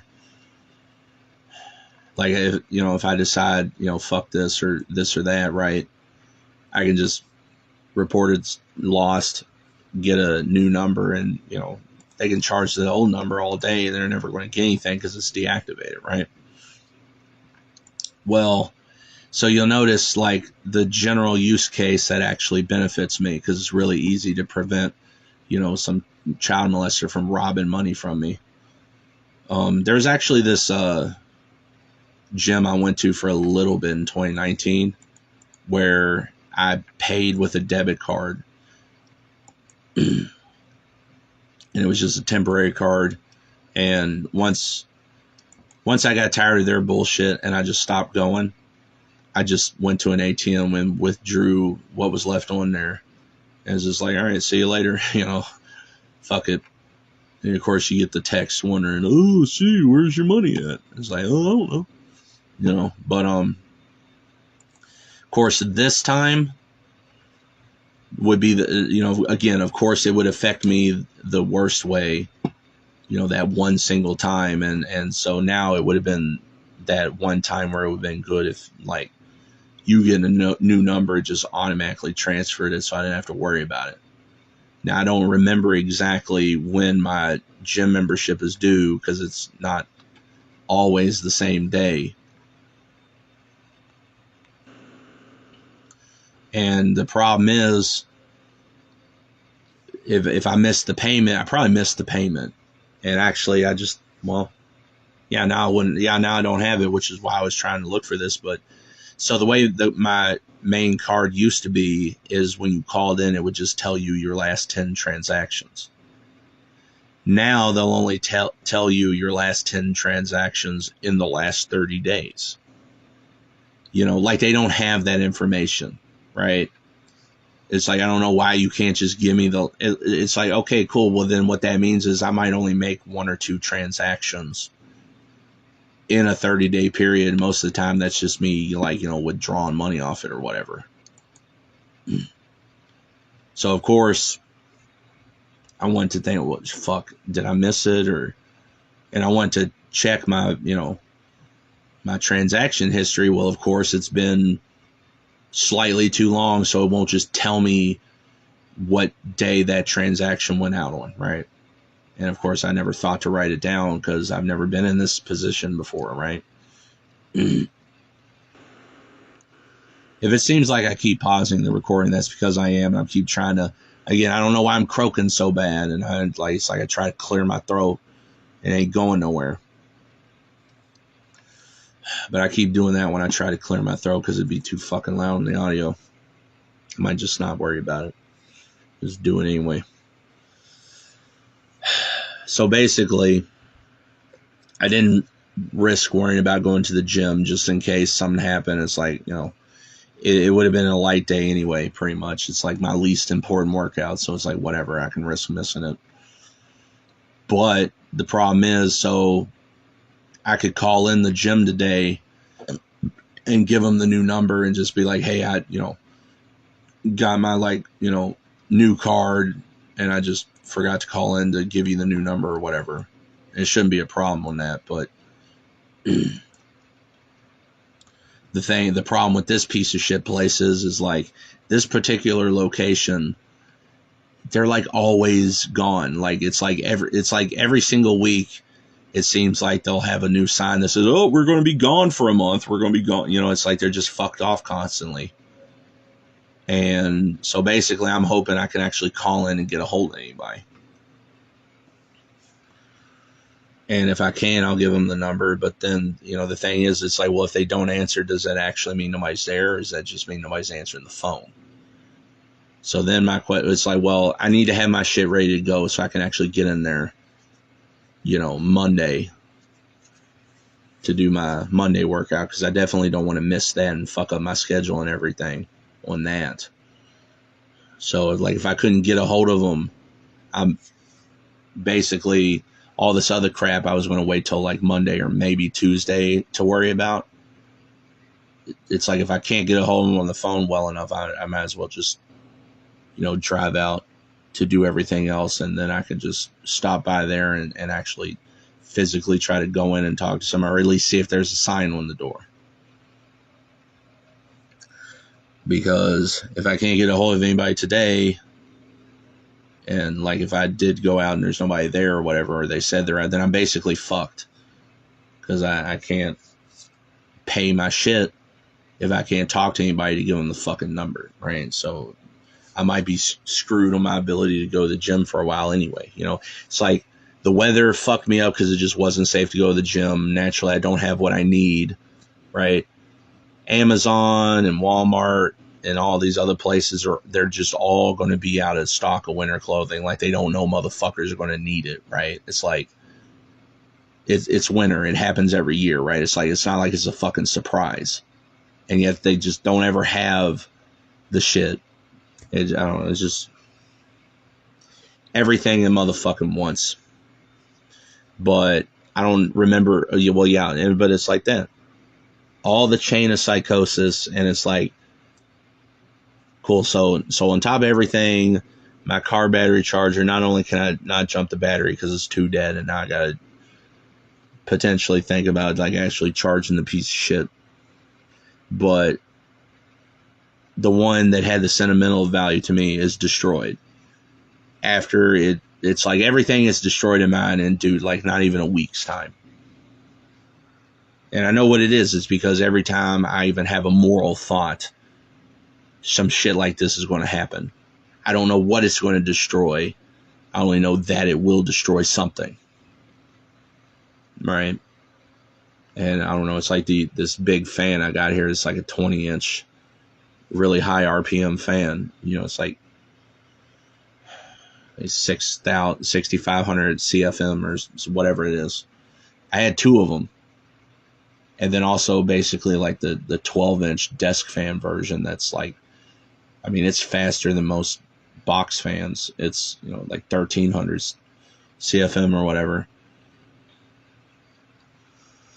Well, one of these big fans and then that, kind of a bit smaller desk fan version, one day they just, separate days, they just stop working. And that's on top of this one right here, to my side here on the ground. It's just one of those plastic box fans. I mean, a fucking, over a year now, it hasn't worked, right? So, but I mean, just so those, the two big ones, they were each like $55, and then the desk fan one was like 35, 45, or I don't know, whatever the fuck. So it's like, cool, I'm just one day just randomly out of $100 worth of fan. So when it starts to warm back up, I'm going to be really feeling it. But then when it's cold, any cold weather shit I had, it just magically doesn't fucking exist, right? And then when these psychotic humans like my last ex are really showing that they need to experience justice, and then at the same time I finally meet somebody online that is like not bullshitting about like a room for rent in the last 2 years, and it might be actually, this one might be actually good, and they just don't fuck with me. Well, that's when all the vehicular psychosis went in. It's like now it's all crashes down on me at the same time, and I'm so tired of this. All right. I don't know why my OBD port isn't working. If it's the cigarette lighter or whatever, well, the fuse looks fine. I was going to just continuity test them without pulling them out. Of course, I forgot to bring it with me, and so I just went straight to doing this, and it's like, fuck it. But then on top of that, I don't even know. It just really starts to piss me off after a while, like how, and then on top of that, like this UPS box I've had for like almost 2 years. Like I got it in California, and it's like, that's the whole point. Like I even asked them that when I signed up. It's like, all right, what do you need? All right, we need driver's license and second ID, like, whatever. And then, okay, cool. Well, I'll be in to physically show you that stuff, and then I have it, and I just pay on it, right? Okay, well then this psychotic terrorist that I talked to is trying to claim, oh, the government said you got to send it to us again. And it's like, I was paying on that thing for the last 2 years, specifically to avoid having to do that again, because I planned on coming back. I didn't end up coming back as soon as I would have liked to, but I was going to, if possible. And it's like, me paying all this money for it just to still have it, like for me, like in that configuration was worth it just to know I had it. But it's like, if you're going to act like I got to give you my motherfucking driver's license, all this bullshit, I'm not doing it over the phone or through an email. All right, you're nuts if you think I'm doing that. But it's like, well, if I was going to have to come in and do all that shit, give you, driver's license or whatever anyway, well, then I wouldn't have been paying it for the last 2 fucking years. I would just wait until I came back to try to get one. So now not only have, they basically taken, like $800 from me over the last 2 years, now they're trying to act like I didn't pay for it for the last 3 months when I know I did. Like earlier today, when I called to pay on it, I called right on the day it was due. I know when I paid it, and I know when it was due, and then this bitch is acting like I hadn't paid in 3 months. So what I can see on the card, like it won't tell me specifically the transaction because it magically, I guess it was 3 months ago, so fuck me, right? But I can see the balance left on it, and I know how much it cost to pay for it. So simple math will prove it got used. So it's not like, the idiot at the register when I bought it didn't activate it, because they wouldn't have told me when I paid that it went through. And so what, they just lie about it, trying to get free money. And so basically they, like, whoever worked there just wanted to take my money and then also make me have wasted all that other money to I don't know what's going on. So what I'm half thinking is this government, this all sounds like bullshit. I don't know. But what it sounds like to me is, because I had, they're pretending I hadn't paid in 3 months. They're trying to act like I got to make a new account. And part of making it is giving that. It's like, no, I know I paid my shit. And I'm not they got two options. And so basically, and that's another thing. So I guess I should have been recording the phone call with the asshole 3 months ago, even though this hadn't been a problem in 2 years. See, the psychoverse will always blindside you. And that's why I get sick of these fake prepper motherfuckers that don't want to acknowledge that. And they want to act, oh, it's all your fault because you didn't think. You can't think everything. It's literally impossible. Like I said, like the state-sanctioned child molesters, it's impossible to remember everything that happened in perfect chronological order. But they know that, and they use that to fuck with you, right? But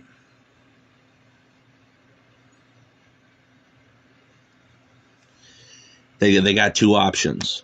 You can forget about getting my driver's license or whatever else over the internet. So that's not happening.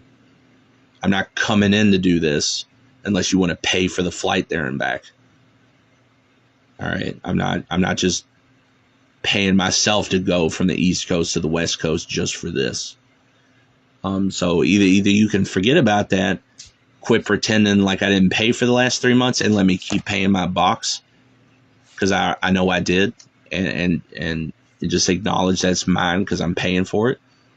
Or if you want to make it a deal about this shit and you're going to act like you're going to close my box if I don't just give you sensitive information through a fucking email, well, then you got to give all my money back. And that includes the last 3 months I paid that you're trying to pretend I didn't. But that's the point. I need to find, again, I have stuff I can, got a little mixer and I can hook up everything so that I can, when I record it, you can hear them, through the phone, but then you can also hear me through the audio. So it like patches through. So like they hear directly off the microphone, but then I get my microphone into the mixer. So it's part of the recording, right? And I can even mix and match the dials to, so it's like make sure we're about the same volume or whatever. But I guess I didn't think about that. So they're going to try to pretend I don't have proof that I paid my shit when I know I did. They're not stealing $1,000 from me. I didn't give them, like I said, almost $900. So we're going to say 1,000 because that's what, the state would do when they're robbing your money, right? You're not robbing $1,000 from me and getting away with it. So they're either going to let me keep my box and keep paying on it, or they're going to have to give me that money back and not act like I didn't pay the last 3 months when I know I did. I don't care what anybody else had to say about it. Those are the only two options they have. And if they make me have to go back to California over this, they're going to wish I didn't come back. You're not stealing. Like, I have to let the psychoverse know this. All right. You're not stealing from me anymore. All right. And if you want to try it, you're definitely not going to get away with it. I've been through enough in life. This world's robbed enough from me. And like I said, don't be pulling this bullshit with me. So now I got to think about calling the other one I had, and I was like, are they trying to pull this bullshit too? Because I haven't been paying this money all this time for no reason. If it was going to be that bullshit, I would have just canceled as soon as I left, and then that'd be an extra between the two, $1,500 fucking dollars in my pocket. But I mean, we're not doing this. For sure, we're not doing this bullshit. But, of course, since now clearly I need to be able to record my phone call. Well, the shit I use to do that, well, like I said, it's like my ski mask. I need to go try to do shit in the cold in a vehicle that might not this or that and break down. And it's like I need to cover my face. Or it's like if I want to go out there looking for the ones I already had, well, I can't just walk into Walmart and find one. Anything worth a damn on Amazon, they're pretending is out of stock. And it's okay, so I guess I just got to have my nose fall off or whatever.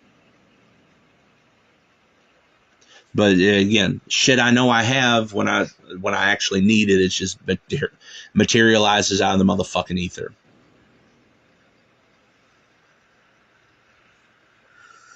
So that's another thing that I have to dig for and try to find, because I have to be able to record this shit.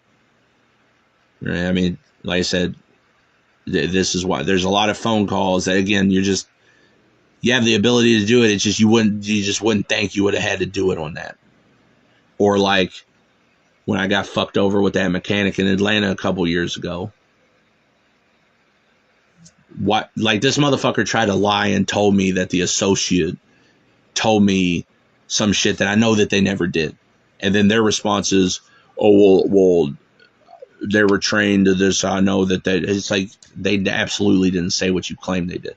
But because I wasn't recording I didn't think to record the conversation. I guess that means it never happened. Right. This is one of those things. It's like if you were recording it and because I mean, I could just play you the recording of it right now. I bet they'd act a lot different, huh?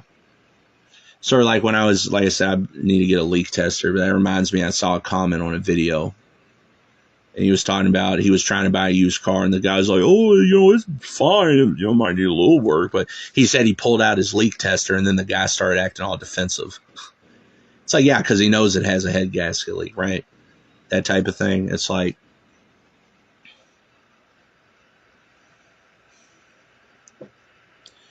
like, if it is a government thing, then I know what they're doing, okay? And it's no different than, like, I could never just have my card and just use it, right? No, they want you to have to activate a new card every 2 years or whatever, and really it's just to keep tabs on you, right? Because, like, again, so I can't just have a UPS box, for example. I already gave you my driver's license and my registration or whatever the fuck it was. Well, getting that wasn't good enough. You want it every 2 years or fucking whatever. Yeah, so if I just don't have a driver's license that moment, or I don't have a registration because you can't afford to pay for it, right? Or like a lot of states now, they know that car insurance is a scam, so you just won't pay for it, right? Well, they want their money, and they're all colluding in each other's pockets, so the government of the state changes it so if you're not letting yourself be extorted by these, insurance pyramid scheme child molesters, well, then they'll just cancel your fucking registration. And then they'll act like you're, it's like magic, like they'll treat it as if you're not driving your own fucking car that you paid for. Right? So they want to trap you in these double, triple jeopardy situations. And it's like, where's all this justice I keep hearing about? And as these criminal corporations rob you blind, and they want to destroy everything, make everything worse over time. Like they got to cheapen everything. Like they're so hard up for money, but it's like Amazon and Walmart are both like $500 billion a year revenue. Microsoft is like $1 trillion of revenue a year. These companies but it's like Microsoft is laying off employees like they're struggling for money or something.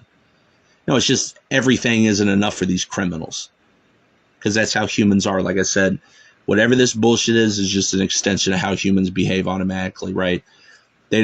Power or money don't corrupt. Power and money just lets a motherfucker be how they were the whole time, if they had been given the opportunity. Like I said, you let a Jew in a Polish ghetto in the 30s or 40s be a hall monitor, and now they're a worse tyrant than the Nazis themselves, right? And that's according to other Jews who wrote about it, right?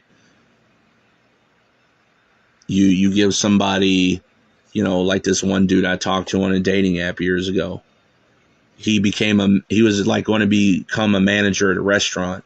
And his big thing was once he became a manager, firing all the people that like didn't respect him when he wasn't a manager. And it's like, it's beyond tyranny, and it's like these humans really will just try to find all these vectors. Like I said, it's just a bunch of cockroaches.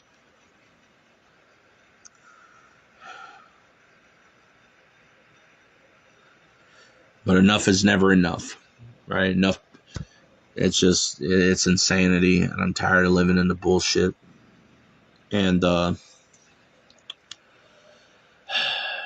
there was more tech side of that I could have went into. I don't know if I will or not, but there was one community post I'd made because I've been reading. I don't actually read like Slashdot or Hacker News much anymore.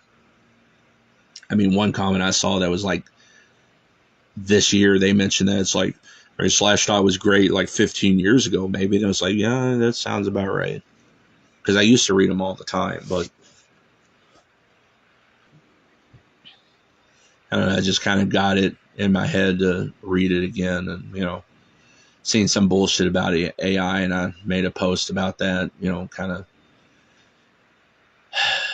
whatever. But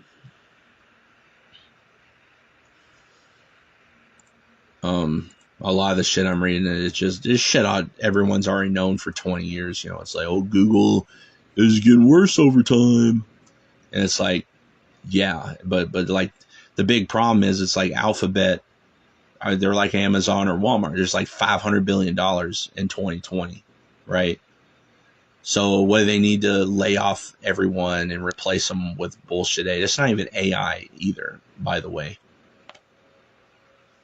It's actually one thing I've seen is I see this all the time, and it really aggravates me to see it, where you'll have stuff like ESR GANs that you'll see a lot to get like people will use it to upscale textures in video games and this and that, but they'll call it AI upscaling, and it's like, no, it's neural networks, but that's not really the same thing. Like ESR GANs stands for Enhanced Super Resolution Generative Adversarial Networks, and there's no real intelligence to it. It's just kind of estimating values off of ground truths or whatever. You give it a full size resolution. Here's the ground truth. You give it the small resized version. All right, compare the differences between the two. So it's adversarial. Because it's an adverse. It's comparing differing images or whatever. But it's generative because it generates kind of like values that are kind of representing something like the difference between the two. And then it's a network because, it's a neural network, but also it's a literal network of pixels, right? And you're just enhancing it, and it's not even really super resolution. Doesn't really mean what people think. But it's actually not as complicated as it sounds. But that's not AI upscaling, right? But either way, like large language models or whatever, like that's not whatever. But to the extent they're calling it AI, still it's like, and then you got dumbasses acting like that's not what they're doing, or it hasn't affected human jobs yet. It's like, what do you mean not yet?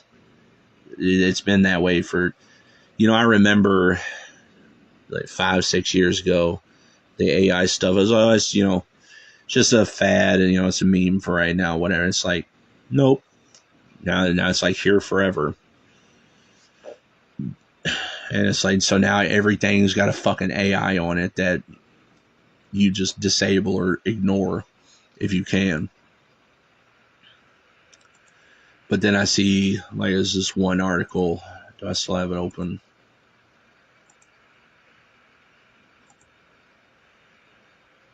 I might not still have it open. Whatever I was reading, it was about, I don't know if it was about, but at least most motherfuckers were talking about, like, IPv6 versus IPv4. And, let's see.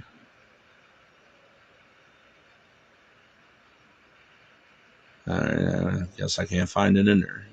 Whatever. I know I read it on there, but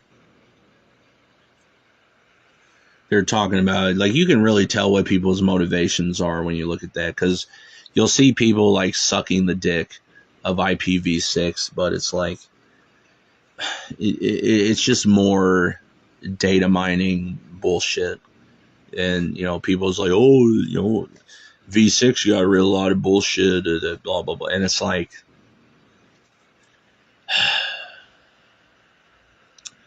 no, like, so basically what they did with V6 is they essentially, well, it's like, oh, we could have it, 80 quadrillion fucking unique IPs, because it's like you really need an IP connected toaster or washing machine or fucking whatever, right? I promise you, if they can make it happen, they'll get it to the point where every cell in your body has an IP address for the reason I'm about to mention. Well, that's a problem, because if everything has a unique, not only can have a unique IP, but does, well, now that makes your IP address essentially equivalent to a UUID, right? Universally Unique Identifier. And so, for an example with that, well, if your phone connects to the internet and your phone's IPv6, so it has essentially a unique IP address that doesn't ever change, well, they know it's your phone, unless it's some kind of burner phone where you can just fake the information. Well, now they know where you are at all times. It's worse than just knowing everything you did and said. They literally can confirm that, like, this is them right here. Like, the cellular, like, you can't, unless the phone is off, they're going to know exactly where you're at, pretty much. That's a problem. So, like, for an example with IPv4, and this is another thing I'll see, this bullshit idea. It's like, network address translation isn't security. It's like, yeah, it fucking is. All right. Because if you connect to a public Wi-Fi and, the WAN IP is, just the public IP of the Wi-Fi network, but then you're on the LAN and you're 192.168.3.1 or like 0.16.1 or fucking whatever. Anybody seeing the data off of that Wi-Fi, they don't see that as well. They just see the data going through the network. And I mean, if you're just using basic shit like, HTTPS, right? If your shit's actually even just really basically secured like that, they'll see top level domains and nothing else. So like that is actually like, so in that context, connecting to a public Wi-Fi is like more secure than like Tor or whatever. It's actually what Tor is trying to emulate. Because it's like a public Wi-Fi, if there's 10, 15, 20 fucking people all with essentially the same IP address, well, then all their data, if it's, even remotely, anonymized like that, is essentially interchangeable. It's like you can't, put one to the other. There's sort of ways around that to an extent. Like let's say, I mean, they got camera, there's psychopathy cameras all over. Well, they just have one at an angle that can see the website you're on. And it's like, okay, well, here's the top level domain and the IP address, the top level domain and the activity of the Wi-Fi connection. We'll just put names to face, right? And like, then it's like easy, but it is so vastly more secure because like it's not impossible, but you're not exactly going to have somebody like that gets your WAN IP that's going to actually be able to get into your local network through that. It's possible, but it's a hell of a first defense. And like, it's basically not going to happen. Most cases you'd have to do something stupid, like back when I worked on computers was mostly XP and Windows 7. People generally skipped over Vista. One of the first things you would disable is that stupid, what do they call it? They basically were like tech support could just connect to your computer and change shit. That would be like one of the first things you disable, right? But, this idea that that's not a security feature, or that just V6 existing like how it does, it's worse. Okay, because now it's like it's a UUID, but it's like if it's a phone or something, well, then that IP is tied to your shit. It's not changing. It doesn't have to, because there's so many IPs, right, on IPv6. And that's sort of like the thing what's like, I don't know what this misconception was for so long, that Bitcoin or whatever is like somehow anonymous or private or whatever, and it's like, no, blockchain is uniquely identifying. The only reason it might have been secure, kind of secure-ish in the past, just because nobody really knew about it, right? But if you're like making purchases in Bitcoin, it's like those are uniquely identifying, right? This is actually one of the reasons they've been trying probably longer than I've been alive, well over 30 years, probably more than 40 years, to get everybody onto credit cards or whatever. Because paper money essentially is untraceable, right? But with blockchain shit or like IPv6 shit, what ends up happening is that would be like if you had like just paper money, but the serial numbers on them were like tied to your fucking like actual name and address or whatever. Like it's actually like it's like the worst scenario imaginable,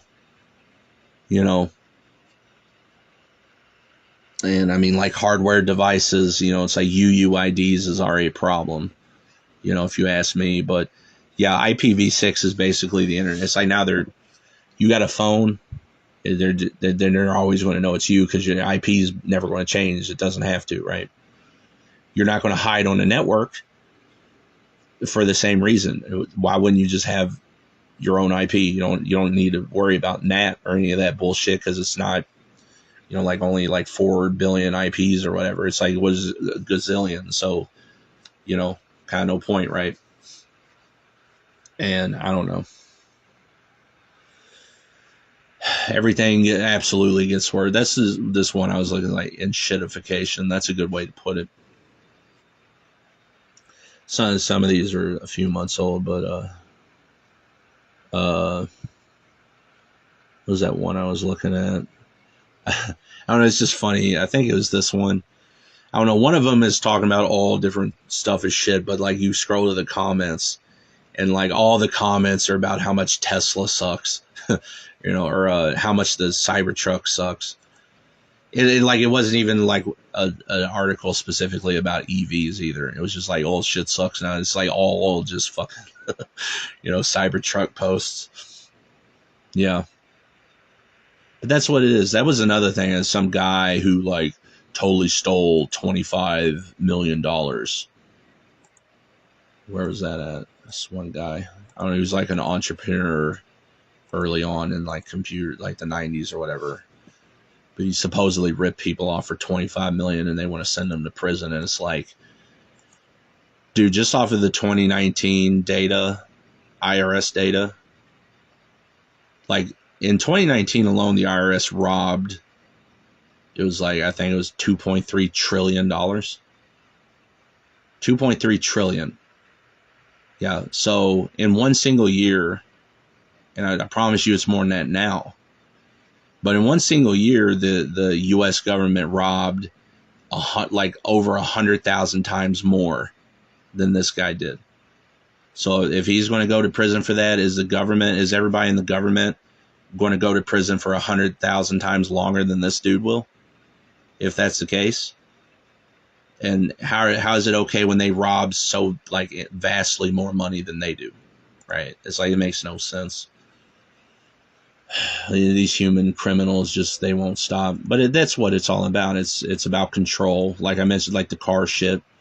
You're not going to know this shit till knowing it. You won't have the information till you don't need it anymore. You know what I mean? But it's all about that. It's all about control, right? IPv6, you're just easier to track.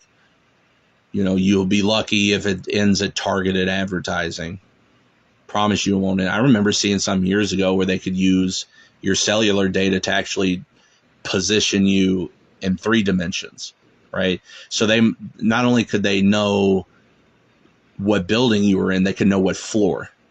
And it's like, well, and of course they were already talking about giving police that shit. It's like, well, of course they, technology, that should be like, you've heard of eponymous laws, right? Law in the sense of just observation, right? like a scientific law, like Newton's laws of motion or whatever, right? Or like laws of thermodynamics. And I don't know, in a less scientific context, you might have heard of like Murphy's law, as you know, it's like what can go wrong will go wrong type shit. They need to, there needs to be like a Kaczynski's law or some shit like that, which just observes that technology only ever gets used to destroy stuff, not make it better. And the more technology improves, the worse life gets, you know. That could be a nice corollary or whatever. I feel like that one should be Kaczynski's law or whatever.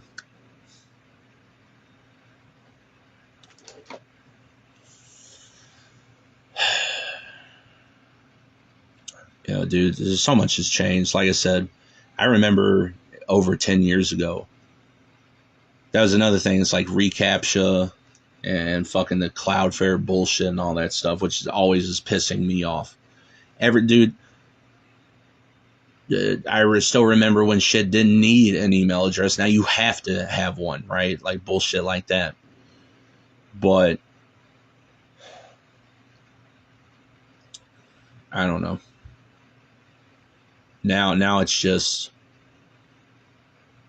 like, for an example, when I used to use YouTube, you know, 2013-ish maybe, dude, I had no script running. I had request policy. I had, at that time, it was Adblock Plus, you know, or maybe it was actually, it might have still just been Adblock. You had like Adblock, then Adblock Plus, and then it kind of all went to, you know, that got deprecated. Everybody went to uBlock Origin, right? But with no script and request policy, every website I went to, I would disable everything except just the scripts or policies that needed to run for the website to work, right? And also, and this was just with vanilla Firefox at the time. Now you have to download Pale Moon to be able to do this still, and then Pale Moon fucking doesn't work for a lot of websites, specifically because they write their websites to not let you. It's not that you can't. And then a lot of that is motherfucking Cloudflare sees these older browsers and then just won't let you use the website. Oh, we detected suspicious activity. Yeah, you detected me trying to have my privacy, right? But I had it like, anyways, so like now you could really only get in like Pale Moon or something, but back then, even just with, you know, vanilla Firefox, I would even so much as like I would allow cookies, but it was restricted to only the cookies that like were like only the cookies that it needed to actually be signed, you know, stay signed into the site, and nothing else, right? You're not going to do that now. If you try to do the setup I used to do, nothing's going to let you use it, right? I mean, like they don't even want you using what they consider an, oh, your browser's outdated. No, you just can't control me as well with this one, right? Everything, every Tor exit node or whatever that they find, like, it's all in a list, so they just block everything in the fucking list as public info, right? It's like the one thing that shouldn't be fucking open source, and they want to fuck with that, right? Same reason burner app numbers are useless now. The telecom industry has a separate list that's just for burner apps. So you're not making a Facebook or a Tinder or whatever with it, because they're going to know it's, you know, not real. And then even the burner apps, well, used to, some of them, you literally just make up an email address. Okay, well, now they need a Gmail. It's got to be a real email, which has to have your real number and everything anyway. Because you used to be able to kind of just work it in such a way to manage to make one without a phone number. Well, they don't let that happen anymore. And even if you did that, well, then they just lock you out of your account till you give them one anyway. You know, so if you ever manage to do that, you know, about a month or two in, or it's always going to be when you're doing something that you're like is important and you need the email. Again, you don't think they do that on purpose. Like I said, it's all bullshit. This idea that, you know, I don't know, just this different shit. And I don't know. It's like they act like it's required. right? And then they're so flagrant about it, they just do such a bullshit fucking lie. Like, you can find so many people online pissed off that, oh, I had 15 years of Google Maps data that's just gone forever, right? Because they didn't get the email about what these terrorists were about to do. And it's like, so the idea is, well, now it can only be stored locally on your phone. And so now that's why you can't just use, Google Maps on desktop and, do actual, like I said, I was going to use that to revisit my routes of 2019. And Google Maps, I wanted it for this, and but I don't like the idea that they were basically, you could see like the exact routes you took, like almost like to the meter, right, or to the foot or whatever, of like walking routes and driving, too, not just driving routes, and it could like show you like that degree of precision where the fuck you were at any given time. Now that was cool if I'm trying to retrace my steps for the 2019 or whatever, but this idea, well, so you could look at that shit in the maps timeline on desktop. Well, the meme from them is that we had to get rid of all that for your privacy, right? So, what I had done, I had a backup. I did a backup, and then I, did the shit I needed to do to get it to be stored locally. But then you see people's like, well, my local storage shit's lower, it's like lower res, right? It's like now it won't show you the detailed path. It'll just show you like a polygon between the different main points, right? So they didn't even really save all. It's like, but you're putting it on my shit locally, so why not, right? And well, see, we had to get rid of the desktop maps because it was a safety. Cause it's like, no, it isn't. I go on Google Maps, I log into my own account. Where's the lack of safety, right? And then their new encryption format, at least for a time, you couldn't even log into or like look at the data. It's like, so it's stored on there, but I can't look at it, right? I think they've managed to make shit to get around, but it's so superfluous because it's like, you don't think they still collect this info? It's like, no, like the whole chicanery there is they just don't want you to know what they have on you. Before it was like, you know what they see, and if a predator hates anything, it's not only for its victim to know it's looking, but like where they're looking from or whatever, right?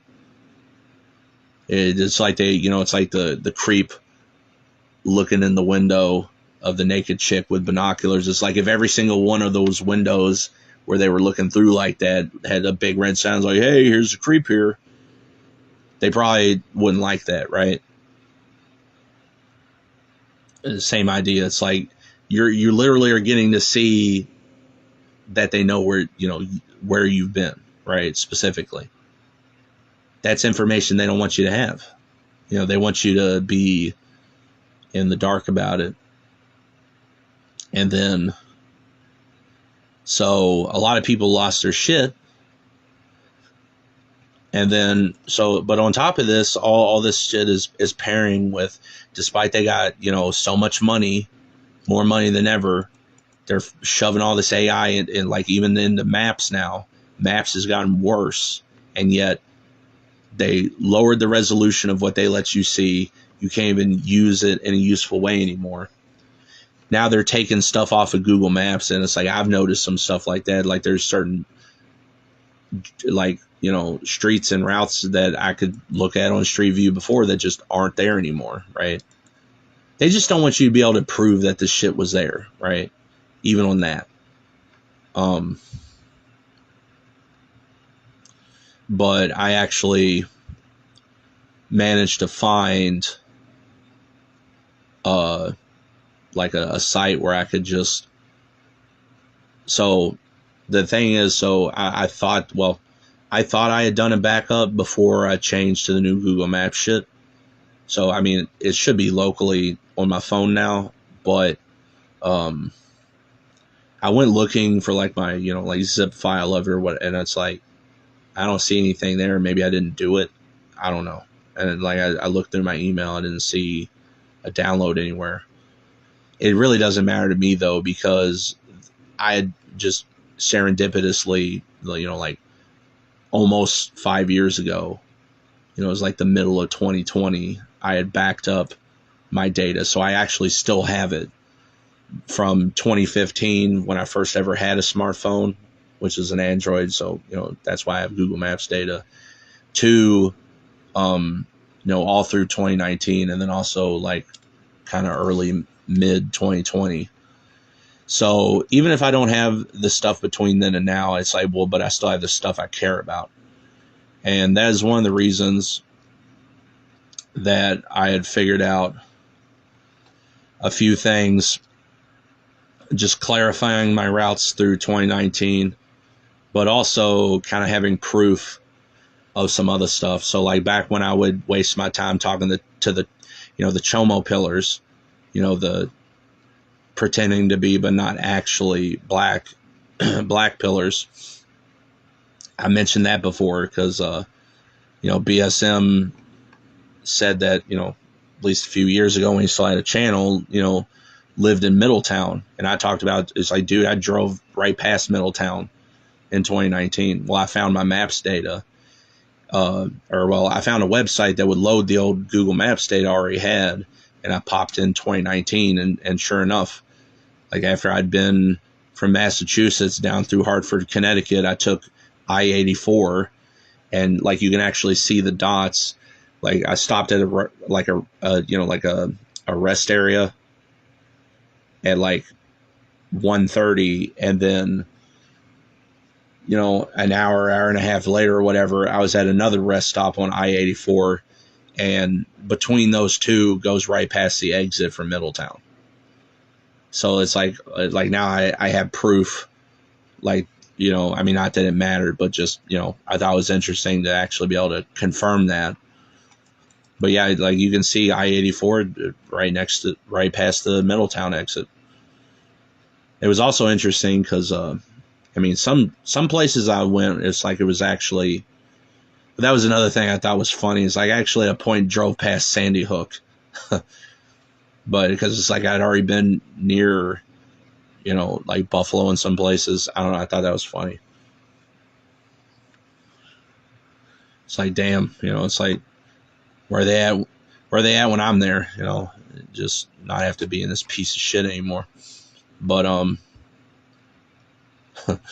that's going to be Alex Jones, just like, Sandy Hook was done by Natty Fatty. Whatever. Yeah, I'm like Alex Jones. I'm kind of retarded. But that was one. Yeah. So when they have the most money of all time, that's when they want to get rid of all these useful features and make everything suck on purpose. I'm not buying it. Especially this idea. Well, it's because, like, I've seen idiots online say that, they're apologetics. Well, it's because, there's all this data and the storage, and they're just trying. It's like, that would make sense, but the part that, like, they literally have more money than they've ever had. So this idea that they're like just struggling to make ends meet on it is total bullshit. Plus, again, like, you really think that just because they're not letting you see it, that they don't still have it? Anytime you hear shit like that, it's a fucking lie, right? Or it's like, if you've ever been to Walmart and asked, he's like, you're looking at the shelf and it's not there, and you ask them, y'all got any more in the back? And they tell you some shit like, oh, what, if anything we have would be right here. Yeah, that's total bullshit. I've worked at Walmart before. I know for a fact, because when I did Mod Team, when we did the shelves, it's like if I had to, put something on the shelf, I'd like scan the tag and it would tell me how much is in the back, right? Or if we had any at all. It's like one time I was working with this chick, and it was wanting something called ISOs or isotonics or whatever. And I said, that's probably Gatorade, because Gatorade's called an isotonic. And she scanned it and like popped on. It's like, oh, Gatorade. And she's like, oh, wow, it's like, you're smart, right? It's, whatever. But the point is, it told us where in the back the Gatorades were and how many there were. so we could actually bring them out. I mean, I had people ask me when I was, setting up shelves where stuff was, and I just scanned the motherfucking tag. Oh, we got one in the back. I'll go grab one. Right. So, there's all these things in society. It's like website. Your browser's outdated. You cannot view this website. It's like bullshit. Right. Well, you got to have a phone number to do this and that, or you got to have captions. It's like, no, you don't, because why was I able to use YouTube just fine 15, 20 years ago without it, right? Why'd I have to do, why was I able to do this or that without all these, impositions 10, 15, 20 years ago? Like, it can't be required because you had to put it there. If it were required, it would have been there the whole time. If you could put it in, you could take it out. All right. This idea that they have to, that's a fucking lie. I don't know. I don't know where I was really going with that, or if I even had a point more than that. I don't know. I might, I don't know. I'm kind of just playing everything by ear right now. I might make another kind of more on the end of this whole thing here, more of a just the whole thing be like a tech nerd video, maybe tonight or something. But like, if I do that, I'll probably just do that just sitting here, because last few times I've done it's worked out all right. I don't know. I'll try getting this all together and upload it, and get it uploaded, and I don't know, I guess you twinks can suck on my fucking man titties, bitch.